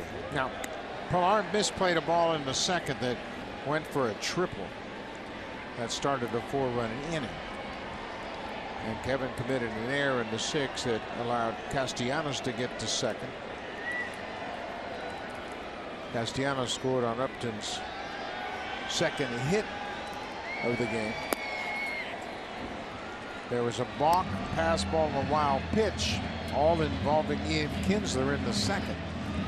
Jay Happ balked. Russell Martin charged with a wild pitch, and Jay Happ, Martin charged with a pass ball, and Happ threw a wild pitch to allow Kinsler to come in and score. And the pitching hasn't been very sharp at all tonight either. A lot of counts where they're falling behind. This is going to drop for a base hit. Kinsler comes in to score, and Cabrera has a hit and an RBI. RBI number 35 for the first baseman. Maben goes first to third. Kinsler scores the 9th Tiger run. 3 straight hits now for the Tigers with 2 outs. Tough to keep Miguel Cabrera down for long. Just a great hitter.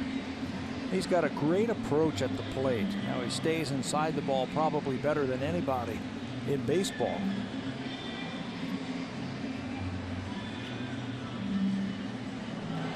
Joe Biagini loosening up for the Blue Jays.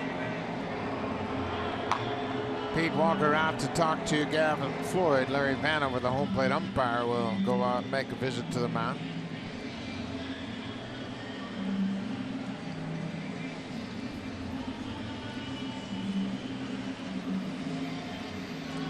Victor Martinez will come to the plate. He'll be the 8th Tiger to bat here in the 6th inning. 8 Tigers hit in the 2nd inning when they scored 4 runs.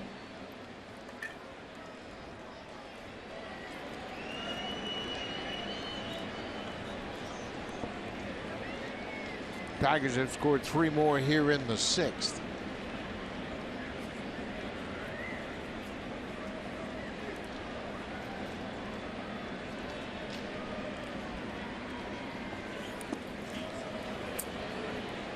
That ball was well out in front of home plate. Russell Martin's had a tough night behind the plate. He got one off the wrist earlier in the game if you were with us. Ended up being a passed ball and then a couple of balls in the dirt. That time, that was a good block. That saved the Blue Jays a run right there. Victor Martinez is 0 for 3. He struck out in the 5th.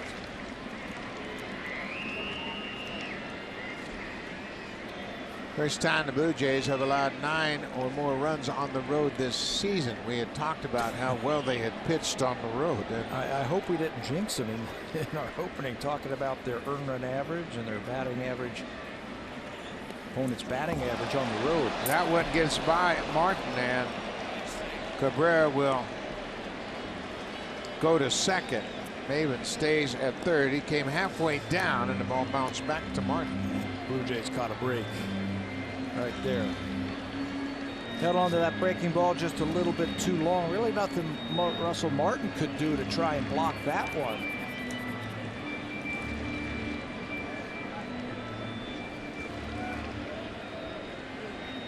Now it's second and third with 2 outs, and here's a look at that last wild pitch.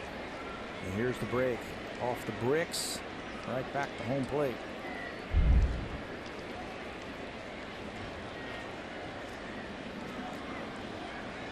Two 2-0 pitch to Martinez.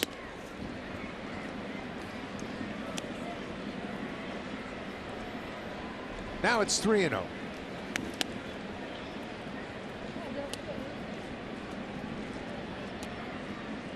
Gavin Floyd has given up 3 runs on 5 hits this inning.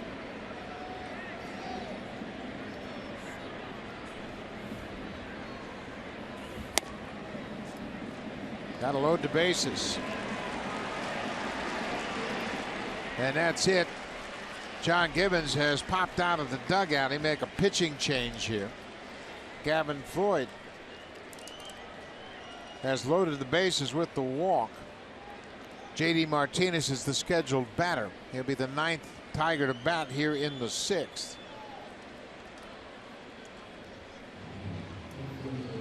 So Floyd is out. He gets 2 outs. He's responsible for all 3 base runners on the base, and Joe Biagini will come out of the Blue Jays bullpen to try to close out this inning.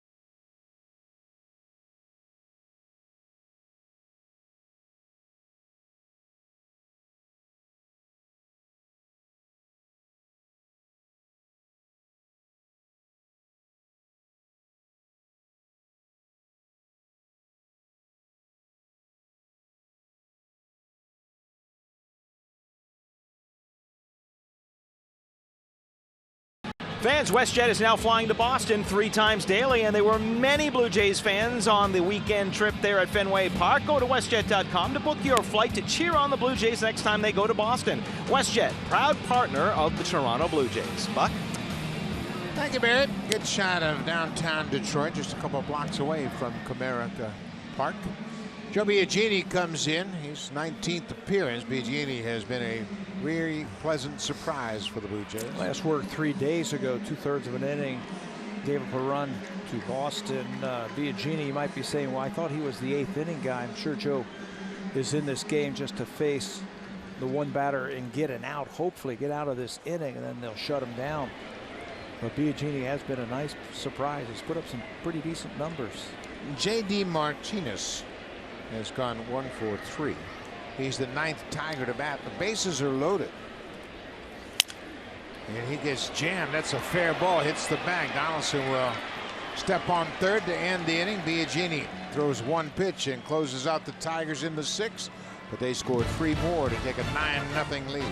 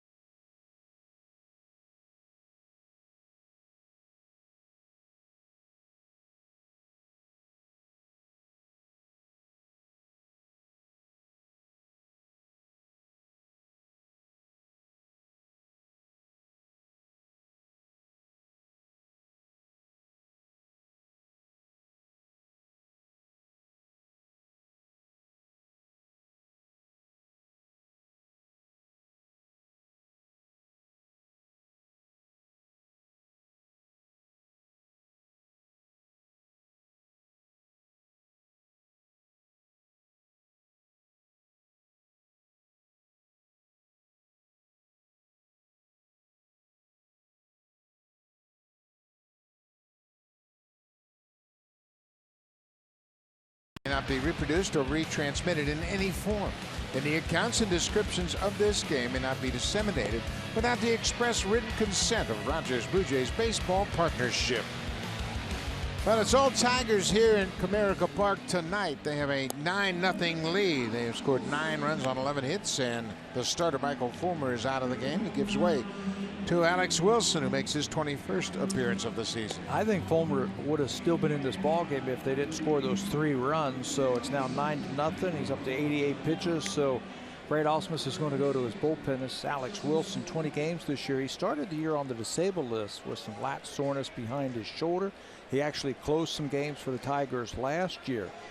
He's got a good fastball. He's got a sinker and a slider. It's a late breaking slider, and he'll come right after these hitters.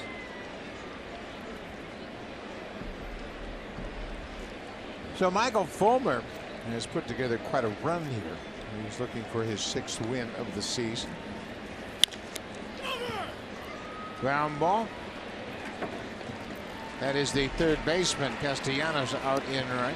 1 down. Let's check in with Jamie Campbell.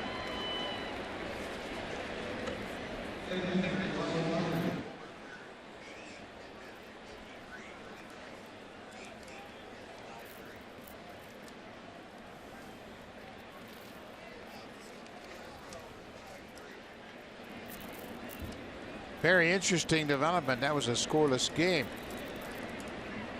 Into the 7th, both clubs scoring. Kansas City scored 1 in the top half. Baltimore has scored 2 in the bottom.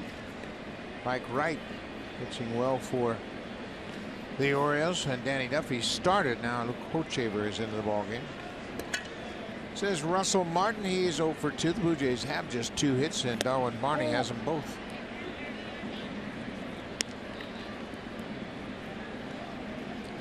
Tells you how good Michael Fulmer was tonight. Good fastball, good slider, mixed in some changeups. He got stronger as the game got along.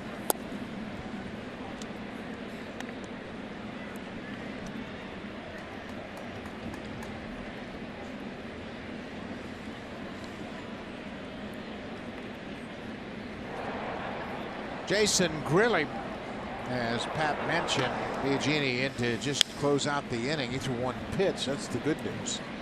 So he will be done for the night. Grilly is starting to loosen up.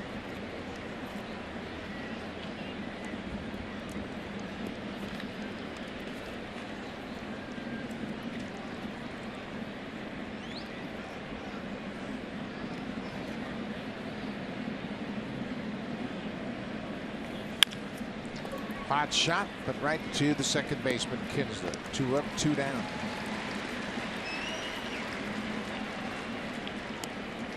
So Devin Travis will step in with nobody on and 2 outs. Alex Wilson. He was acquired by the Tigers along with Yoenis Cespedes and Gabe Spear in exchange for Rick Porcello on December 11th, 2014. And was with the Boston Red Sox. Porcello, of course, the Blue Jays saw him, and he's off to a good start this season. He was a second-round draft pick of the Boston Red Sox out of Texas A&M. We saw him a couple of times come out of the bullpen for Boston.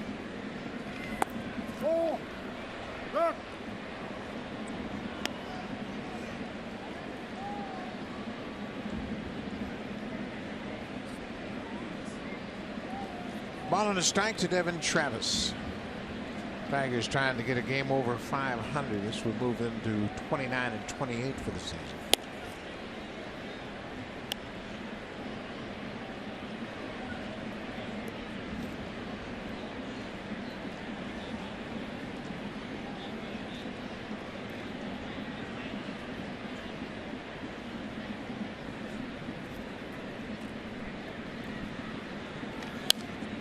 Michael Fulmer coming into this game over his previous 3 starts had pitched a total of 22 1/3 innings, allowed 9 hits.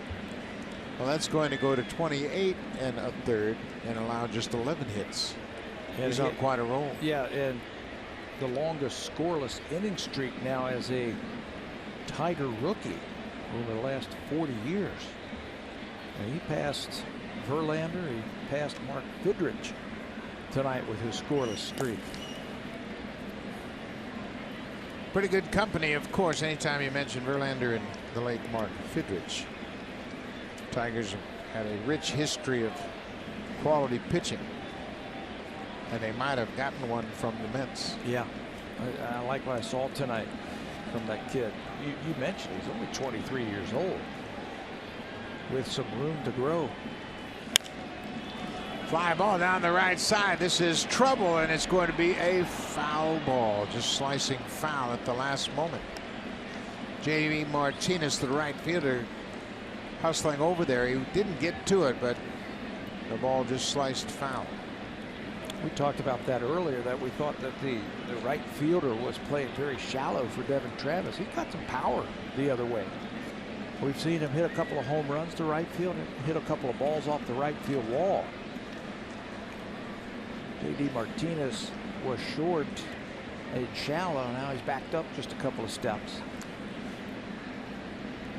It's a full count to Devin Travis.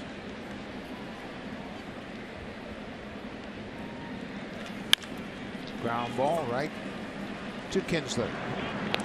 Easy inning for Alex Wilson. Blue Jays go down in order in top of the 7th. Tigers have a big lead.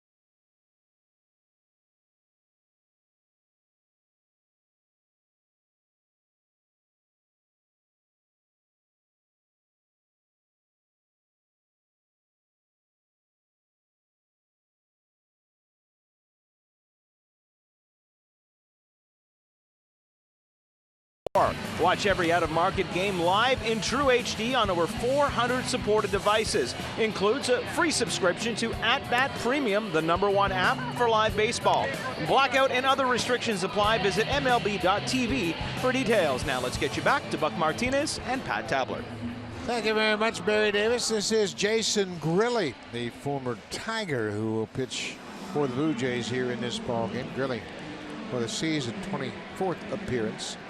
2 games for the Blue Jays, 2 holds. He gets the 7th inning for the Jays in this 9-0 game. Other defensive changes for the Jays. Josh Thole takes over for Russell Martin behind the plate. Matt Dominguez comes in at third. Donaldson is out of the ball game, and in right field, Jose Bautista will give way to Ezekiel Carrera, the right fielder. Jason Grilli was born in Royal Oak, Michigan. His father was pitching for the Tigers at the time, Steve. Steve played for the Tigers in 75 through 77, a total of 69 games. Pitching here in Detroit. That's when Jason was born. He was born November 11th, 1976, and Jason himself pitched here from 2005 to 2008 with the Tigers. Got into playoffs in 2006. He's going to help the Blue Jays in that bullpen. He's a veteran. He's not going to get scared of the situation. He's not going to have the game speed up on him. He can still pitch. He's got a great arm. There's a good slider as he jumps ahead of Nick Castellanos. His numbers in Comerica Park, 75 games. He was 8-8 with the Tigers in 120 games over his stretch. He got in 2 games in the 2006 World Series. Then he went from Detroit to Colorado 2008-2009. Spent a year in Texas. He was out with an injury in 2010 and then came back to Pittsburgh. That's where he and Russell Martin were teammates with the Pirates. And Jason was an all-star in Pittsburgh in 2013. He saved 33 games. With Russell as his catcher. He also had a season last year with Atlanta with 24 saves before he got hurt. When the Blue Jays traded for him, he was trending up, if you will. Coming back from that injury, got off to a little bit of a slow start, but he was trending up. His last few outings have been very good. His fastball had jumped up a couple of ticks, and now the Blue Jays get to enjoy this right-hander. There's a good fastball, 93 in a good spot. Grilli gets the strikeout.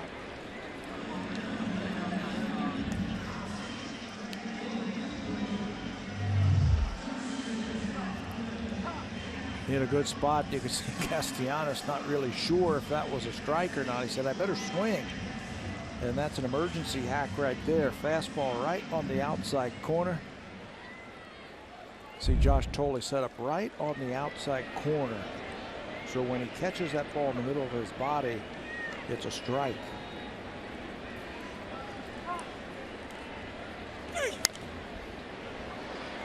Justin Upton has had a big night here tonight.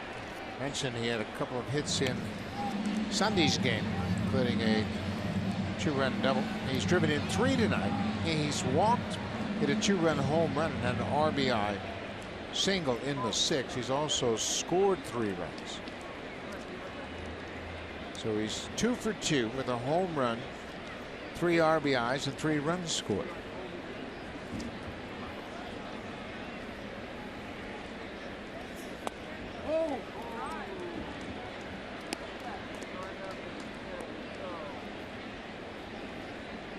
This is what the Tigers were hoping they were getting when they signed Upton.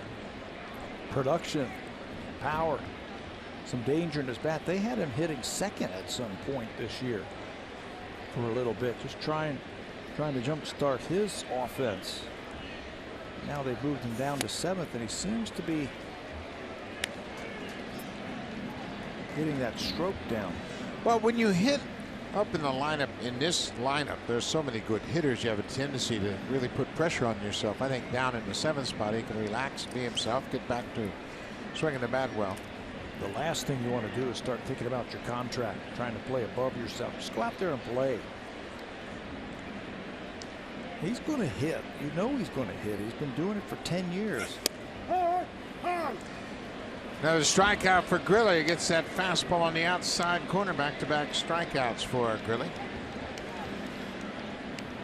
Drive of the game is brought to you by the all-new Honda Civic, the 2016 North American Car of the Year. James McCann was selected Tigers Rookie of the Year last year. You can see why right here.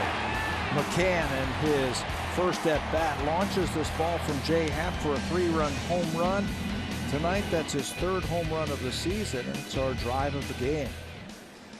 This guy can catch, and you can see from that replay, he's got a little power. After the home run, he has struck out twice. Gavin Floyd struck him out in the 6th. Happ got him in the 3rd. But he had the big swing of the bat tonight, a 3-run home run in that 2nd inning.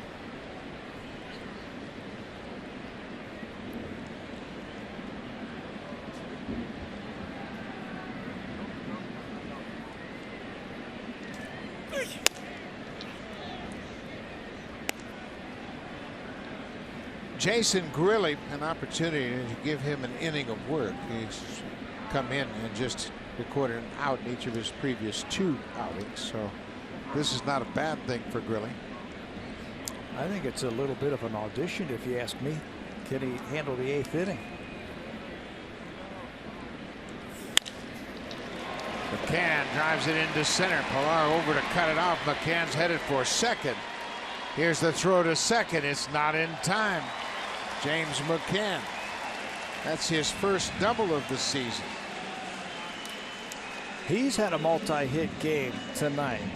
Kinsler and Maben, Castellanos, Upton, and now McCann with his 2nd base hit, 2nd extra base hit of the night.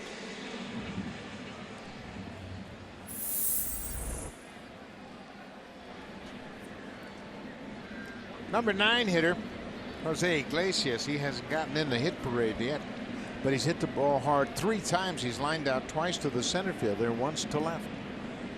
Tigers have 9 runs on 12 hits.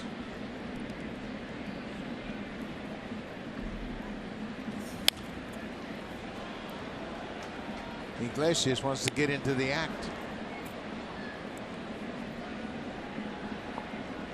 The only other Tiger without a hit is Victor Martinez, and he knows he can get him anytime he wants him. Yeah. If he doesn't get him today, he'll get him some other time. Don't worry. He'll have plenty of opportunity.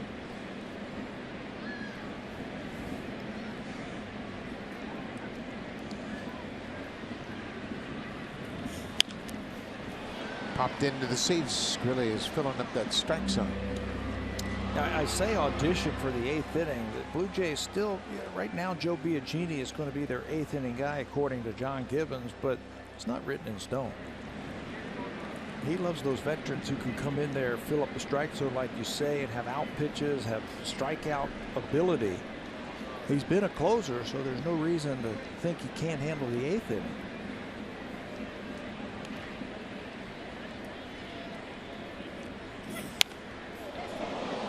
Look out.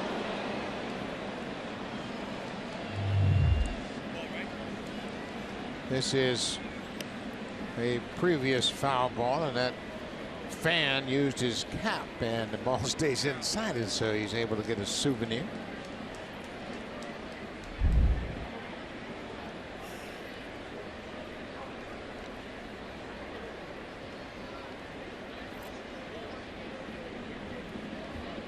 I don't know why they don't have the fencing over the dugouts like we saw in Boston and we've seen around the league this year. Yeah, the fan got smoked on that ball. Yeah, that was a line drive that you just couldn't get out of the way of. 0-2 to Iglesias. Another foul into the seats. Yeah, we saw it at Fenway Park, and they have extended that netting all the way to the inside corners of the dugout.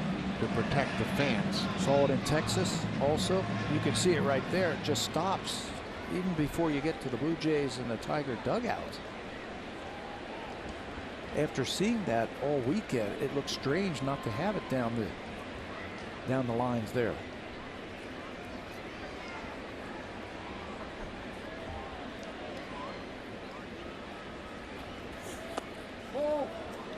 The appeal down to first base is denied by David Rackley. 1-2 count to the number 9 hitter, Jose Iglesias. Tomorrow's pitching matchup, Aaron Sanchez at 5-1 will go up against the left-hander Matt Boyd, the former Blue Jay. Boyd is 0-1 this season.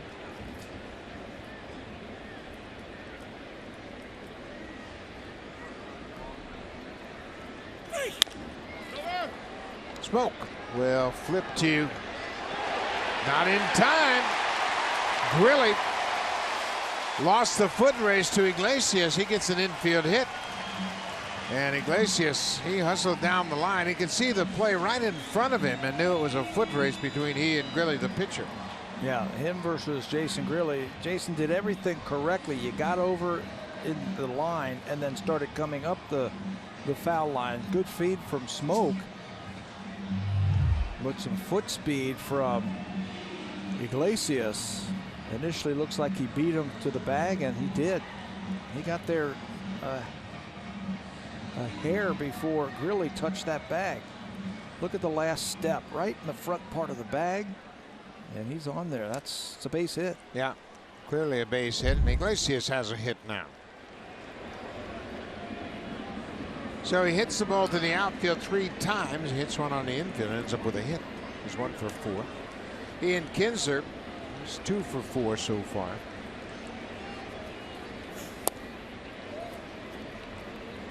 So Grilly struck out the first 2. He got Castellanos and Upton, and then McCann hit a double, and Iglesias has an infield single. Now he needs to retire Kinsler.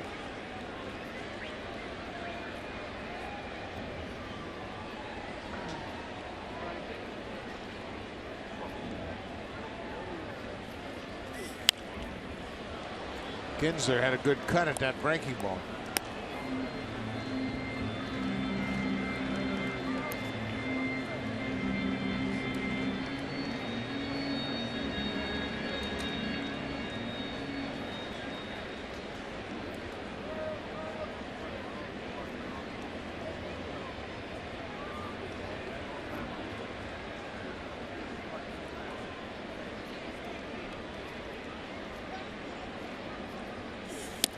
Way outside. Totally makes a nice grab. The Blue Jays have taken some of their regulars out of this ball game. Russell Martin was lifted in favor of Tolley. Pat Dominguez took over at third for Josh Donaldson, and Ezequiel Carrera is into the ball game for Bautista in right.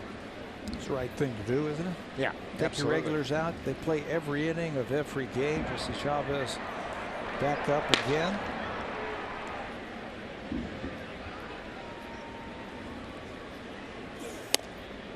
Strike 3. Oh, strike 2, excuse me, as Kinsler takes a strike. Blue Jays do not have another off day for a while, so in these types of games, when you're up by a lot, or you're down by a lot, it's a smart move to take some of the regulars out who play every inning of every game. Blue Jays won't have an off day until the 20th of June. It is after the 5-game road trip to Philadelphia and Baltimore. 2-2. Kinsler strikes out. Grilly strands a pair. He actually strikes out the side.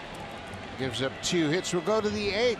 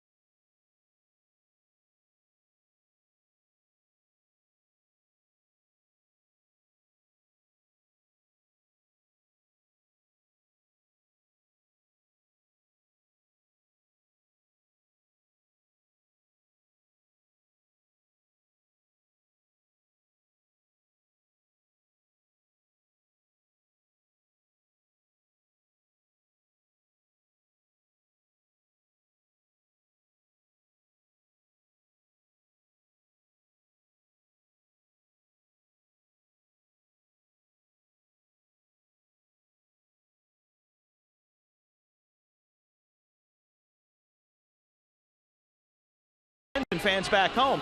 With Roam Like Home from Rogers, you can use your phone exactly as you do at home, starting at $5 a day in the U.S. Go to Rogers.com/RoamLikeHome for more details. Buck, you know what I love about the Blue Jay fans that travel on the road? A few of them right behind me, and you can see this lady right here. It just said to me, it's not over yet. There's still 2 innings to go. That's wonderful. That's optimism.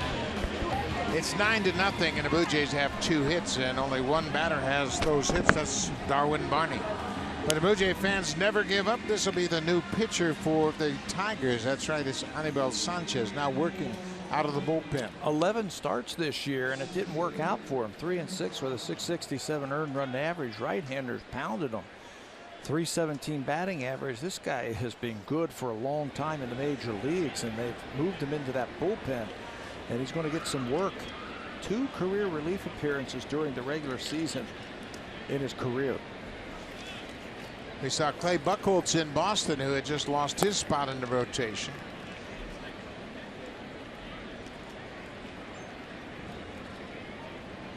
Sanchez, now 32 years old. Kevin Pillar, Darwin Barney, and then back to the top of the order.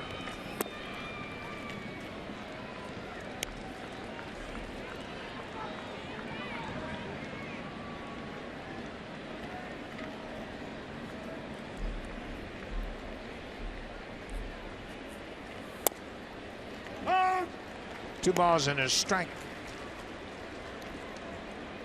Sanchez has done things in this game too. As a starter, he's thrown a no-hitter. He came to the Tigers from Florida, and it really was a great trade for Detroit, because along with Sanchez, they got Omar Infante. They needed a second baseman. They needed a starting pitcher, and that took place in 2012. Of course, they went to the World Series in 2012, and Sanchez had a big part of that success. Kevin Pillar strikes out, 1 out here in the 8th inning. The starter for the Tigers, Michael Fulmer, the rookie, he was good once again, Pat. 3 walks, and he walked the leadoff batter in the first, the second. He walked the batter then in the 3rd inning, but then got stronger and did much better. All told, 88 pitches in his 6 innings of work. He only gave up 2 hits. And I contend that Kinsler could have caught the first one, and Fulmer could have caught the second one. I mean, the Blue Jays had 2 hits, and there's a good chance that they could have had 0. Both of them little squibbers, actually. Kinsler just took a step to his right on the first base hit. It was really out of position. Odd how he reacted. Yeah. Like he didn't see the ball, but he saw the swing. And he reacted to the swing and went to his right. The ball went to his left. And then the second time up for Darwin Barney, got an infield hit on the ball that went right back to the mound. And Fulmer, it was like a changeup hit back to him, and he wasn't real sure. Didn't get the glove down, tipped it, went behind the mound. He beat it out for an infield hit. Drew Storen loosening up for the Blue Jays.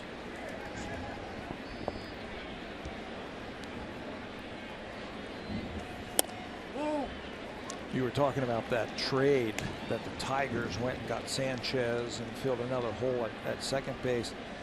Seems like whenever the Tigers need something, they went shopping, they'd give the Florida Marlins a call. Yeah, they did a nice job with Florida. Iglesias, strong arm in time. Barney's retired. 2 down. Miguel Cabrera. Dontrell Willis came over from the Florida Marlins. Yeah, obviously that was a terrific trade, picking up Cabrera in the prime of his career. And he has really been cornerstone of the Tigers' success since he's arrived. Well, you have to have young players that other teams want, and the Tigers have done a good job over the years drafting players and having those players available for the other teams. Ezequiel Carrera batting for the first time. He took over defensively for Bautista in right field. Carrera for the season batting .379. He's accumulated 22 hits in 58 at bats. It's a high fly ball into left. Upton calls for it. Anibal Sanchez has a good inning His first out of the bullpen.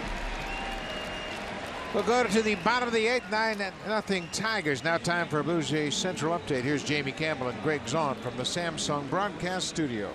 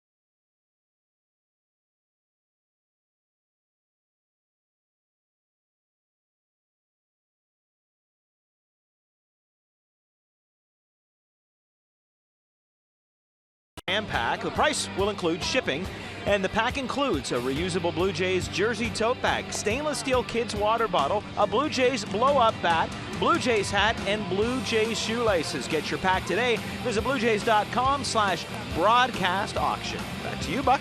Thank you very much, Barry Davis, as we make it to the bottom of the 8th inning. And it's all been Tigers tonight. They scored 4 in the second, and they've never looked back. This will be Drew Storen, who will come in to pitch the 8th inning. Fourth reliever of the night for the Blue Jays. After Jay Happ threw 5 innings, Drew Storen has been starting to get some work and starting to put up some better numbers. He hasn't allowed an earned run in 10 of his last 12 appearances. Last time out a couple of days ago, he gave up a leadoff double to Jackie Bradley Jr. and then stranded him out there at second base, pitching a shutout inning in Boston. Needs the same thing here tonight. Yeah, he's getting a lot better command of his pitches, and the bite on his slider is getting better with every outing. He's an important guy if he can recapture the form he had with the Nationals. He can earn some very big innings for the Blue Jays pen. It'll be Maven, Cabrera, and Martinez.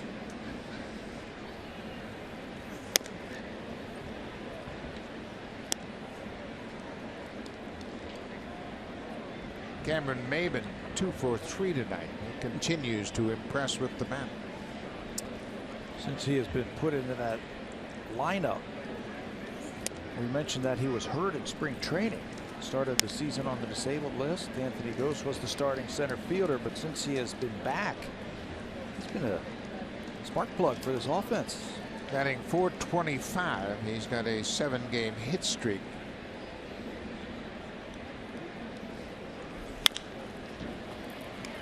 Matt Dominguez, the third baseman, throws Maven out, 1 down. Jay Happ was the starter, and he probably deserved a better fate. A triple sailed over the head of Kevin Pillar in center. That started a 4-run second inning, and his line for the night.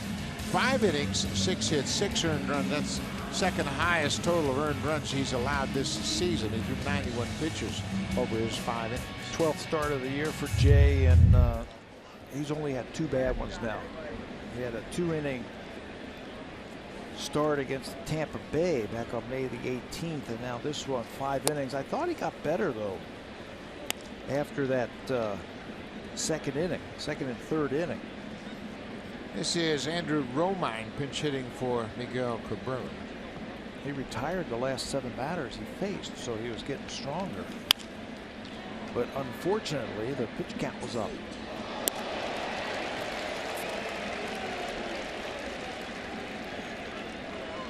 Romine's a switch hitter. You see another switch hitter on deck. That's the catcher, Jared Saltalamacchia, who's going to come on and bat for Victor Martinez.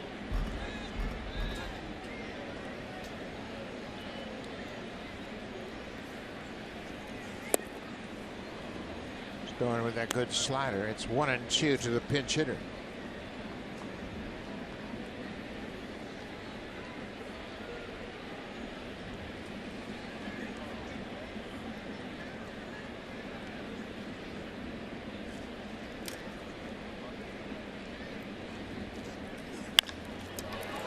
That's a base hit to right. Carrera cuts it off, gets it back in quickly to hold Romine to a long single. 1-out single. The definition of a good slider and then the definition of a bad slider. We just saw him in his last 2 pitches. The previous pitch was outstanding. Down, got underneath the bat. That time that slider just rolled up to the plate and Romine belts it into right field. Romine's first pinch hit of the season. He's now 1 for 2 coming off the bench. This is Jared Saltalamacchia, who's 0 for 7 as a pinch hitter. Saltalamacchia batting 192 for the season.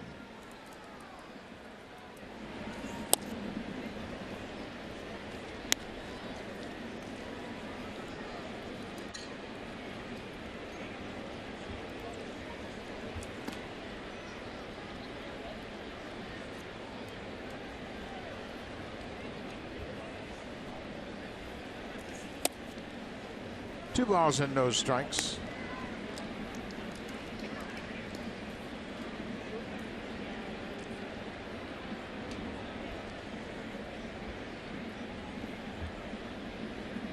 Saltalamacchia now 31 years old.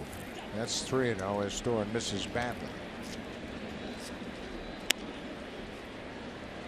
Saltalamacchia signed with the Braves.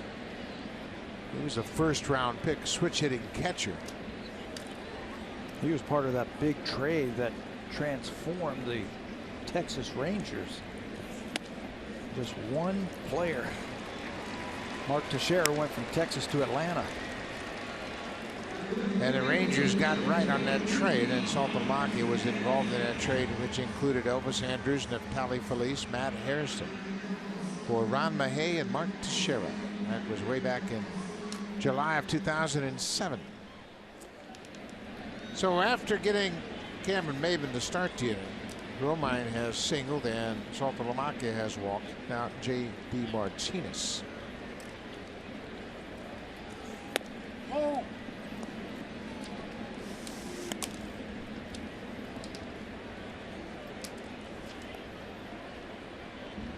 Drew Storen is the 4th relief pitcher to work for the Blue Jays. Floyd, Biagini, Grilli, and now Storen. Ground ball, base hit, fair ball. Romine's going to score. Saltalamacchia is being waved around third. He too's going to come in to score as J.D. Martinez hits a 2-run double inside the bag at third. His second hit of the night. This is a good middle of the lineup. We're talking Boston's got a good hitting team. Well, right behind them in the American League in terms of batting average is the Detroit Tigers. J.D. Martinez is a big part of that. He's going to drive in his 35th, 36th run of the season as he gets the ball by Matt Dominguez. It rolls all the way down to that 345 sign. That allows Saltalamacchia to circle the bases. And they're putting it on the Blue Jays tonight. 6 Tigers starters have had multiple hits in this game.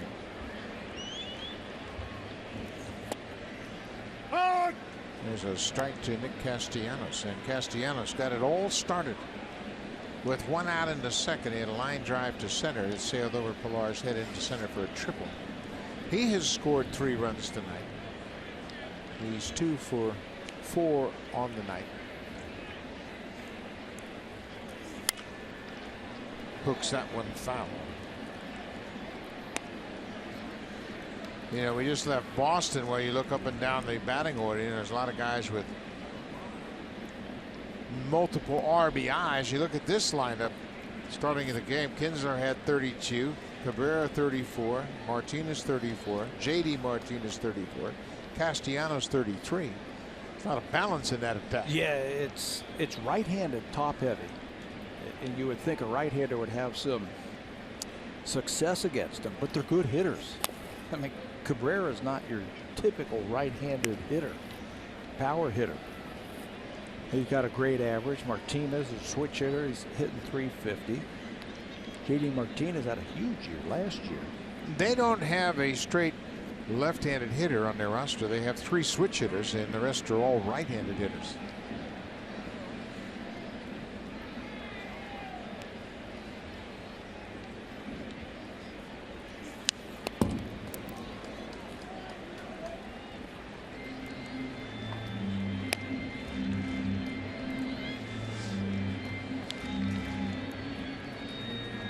Drew Storen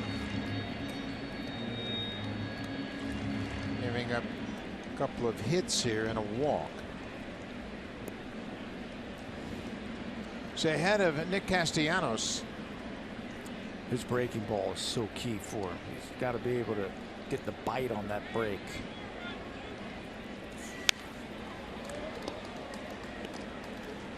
And he needs to put it in a good spot. John Gibbons has said it about him. He says, we need this guy. We need him at the back end of our bullpen. That's why we traded for him.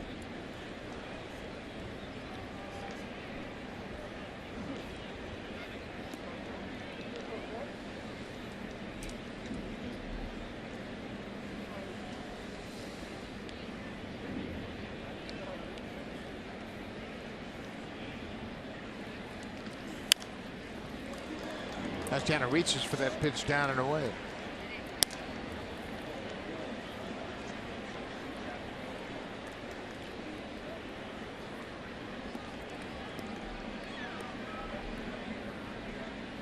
$11-0 Detroit.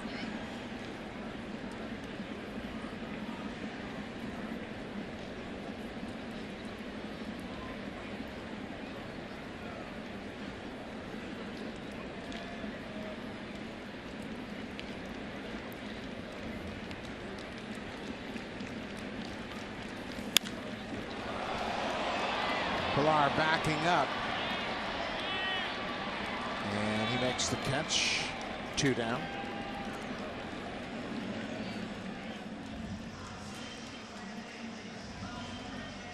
Now Justin Upton had a big game yesterday, and he backed it up with another good effort tonight. Upton had a pair of hits, including a double, and drove in 2 in yesterday's win, and tonight he has homered, had an RBI single, and scored 3 runs. And if you're Brad Ausmus, that's what you want to see, don't you? You want to see your big acquisition. If he has one game, let's see if he can do it back-to-back. Then let's see if he can have 3 games in a row. Then a hot week. That's what you're looking for. He has just 17 RBIs on the season. We mentioned all the other players in the mid-30s.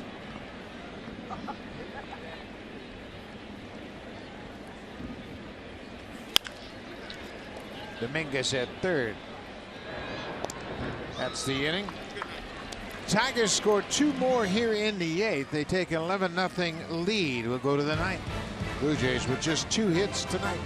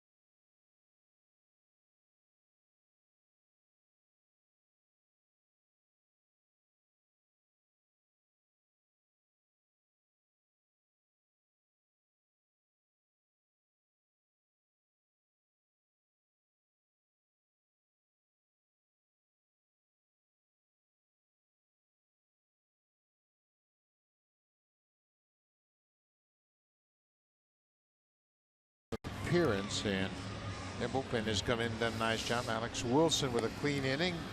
Manuel Sanchez retired the side in order in the 8th. Now Blaine Hardy. He's had an interesting career. He was originally a 22nd round draft pick of the Kansas City Royals and was released at the end of spring training, picked up for the Tigers, and the Tigers just were rounding out some of their teams in the minor leagues. They picked him up just to finish off some of those rosters and give him an extra body. Well, he's pitched his way into the big leagues.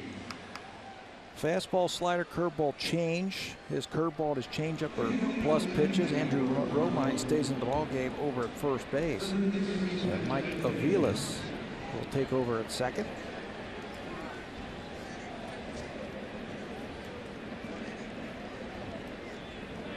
Matt Dominguez will get his first at bat of the night. He took over defensively at third for Josh Donaldson. Hardy delivers a first pitch strike.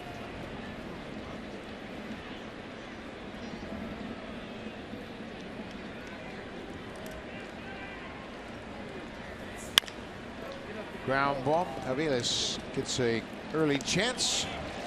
One down. Now for a preview of what's coming up next on Sportsnet Central. Here's Ken Reed and Ivanka Osback.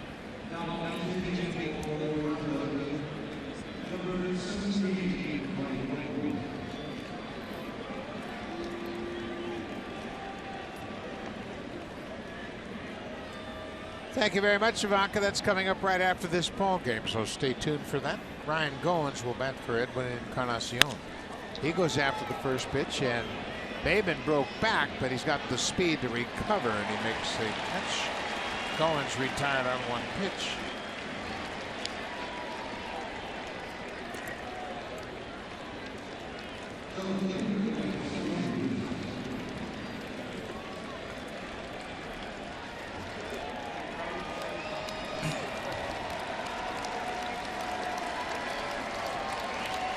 So Michael Saunders steps to the plate. Michael has gone 0 for 2 with the walk. He goes after the first pitch and fouls it back. 12 straight Blue Jay batters have gone down. The last time they had a base runner was back in the 5th inning with 2 outs. That infield hit by Barney. I mean, they haven't even come close to a solid hit yet tonight. Barney has both of the hits. Blue Jays had 3 walks early in the game, and other than that, nothing. Couldn't get anything going against Michael Fulmer. He got a double play off the bat of Edwin Encarnacion in the first. Walked Saunders to start the second. Michael made it all the way to third base in that second inning after a walk. He tagged up on that long fly ball, if you remember that, made it over third base on a ground out, and that's the closest the Blue Jays have come to scoring tonight.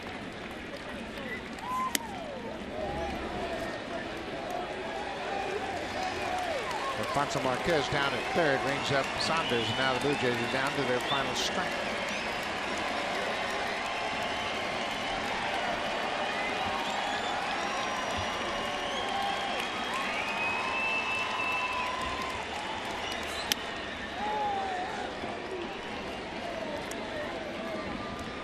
We'll be right back here tomorrow night. It'll be Aaron Sanchez at 5-1 going up against the left-hander Matt Boyd, who is 0-1.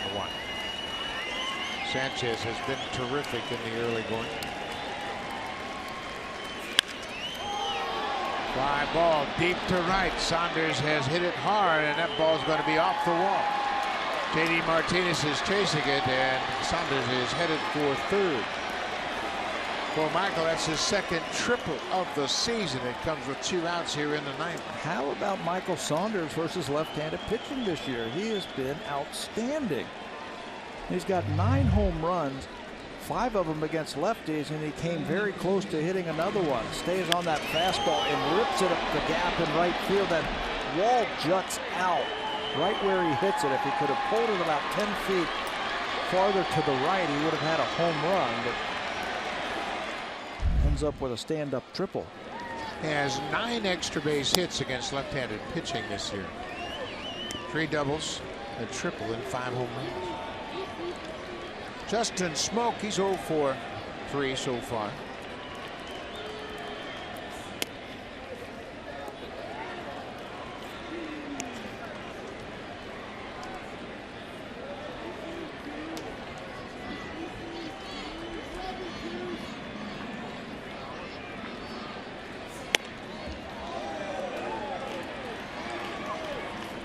It's 11-0. Yeah, you can holler at him from there. What's he going to say? Throw strikes?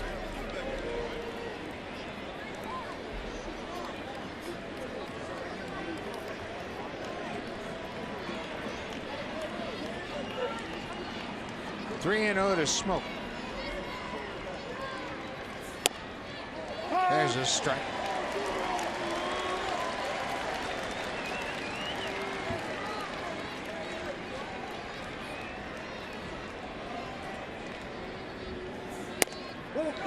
Ball 4.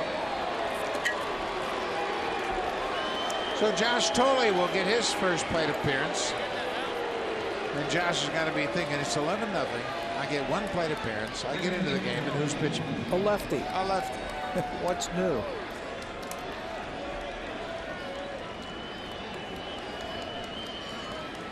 Saunders at third, Smoke at first. Josh Tolley batting for the first time.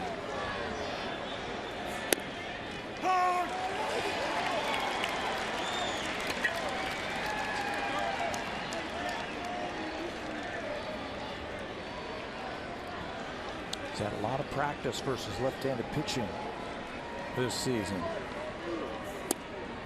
0-2.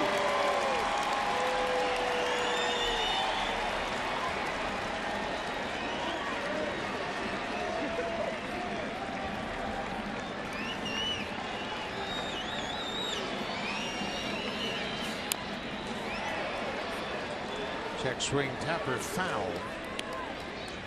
That was his curveball right there. You can see it's a plus pitch. Curveball's changeup.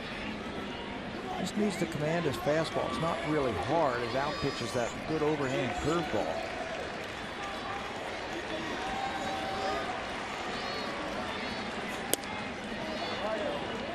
One and 2. Started the year on the disabled list with some shoulder problems. Just recalled recently. Trying to finish this one off. Tolley stays alive.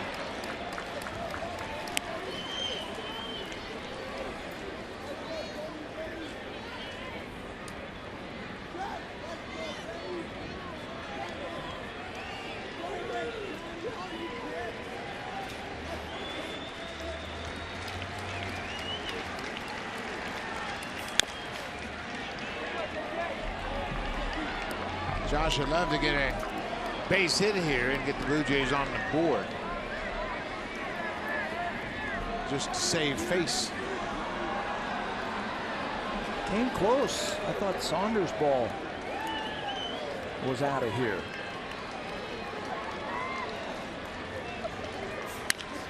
Ground ball. Aviles at second, and that's the ball game. Well, the Tigers win the first one in dramatic fashion. James McCann had a 3-run home run. Big night for Justin Upton. Michael Fulmer improves to 6-1. Jay Happ takes the loss. We'll be back tomorrow night. Thanks for watching. Here's Sportsnet Central. Ken and Ivanka. See you tomorrow night.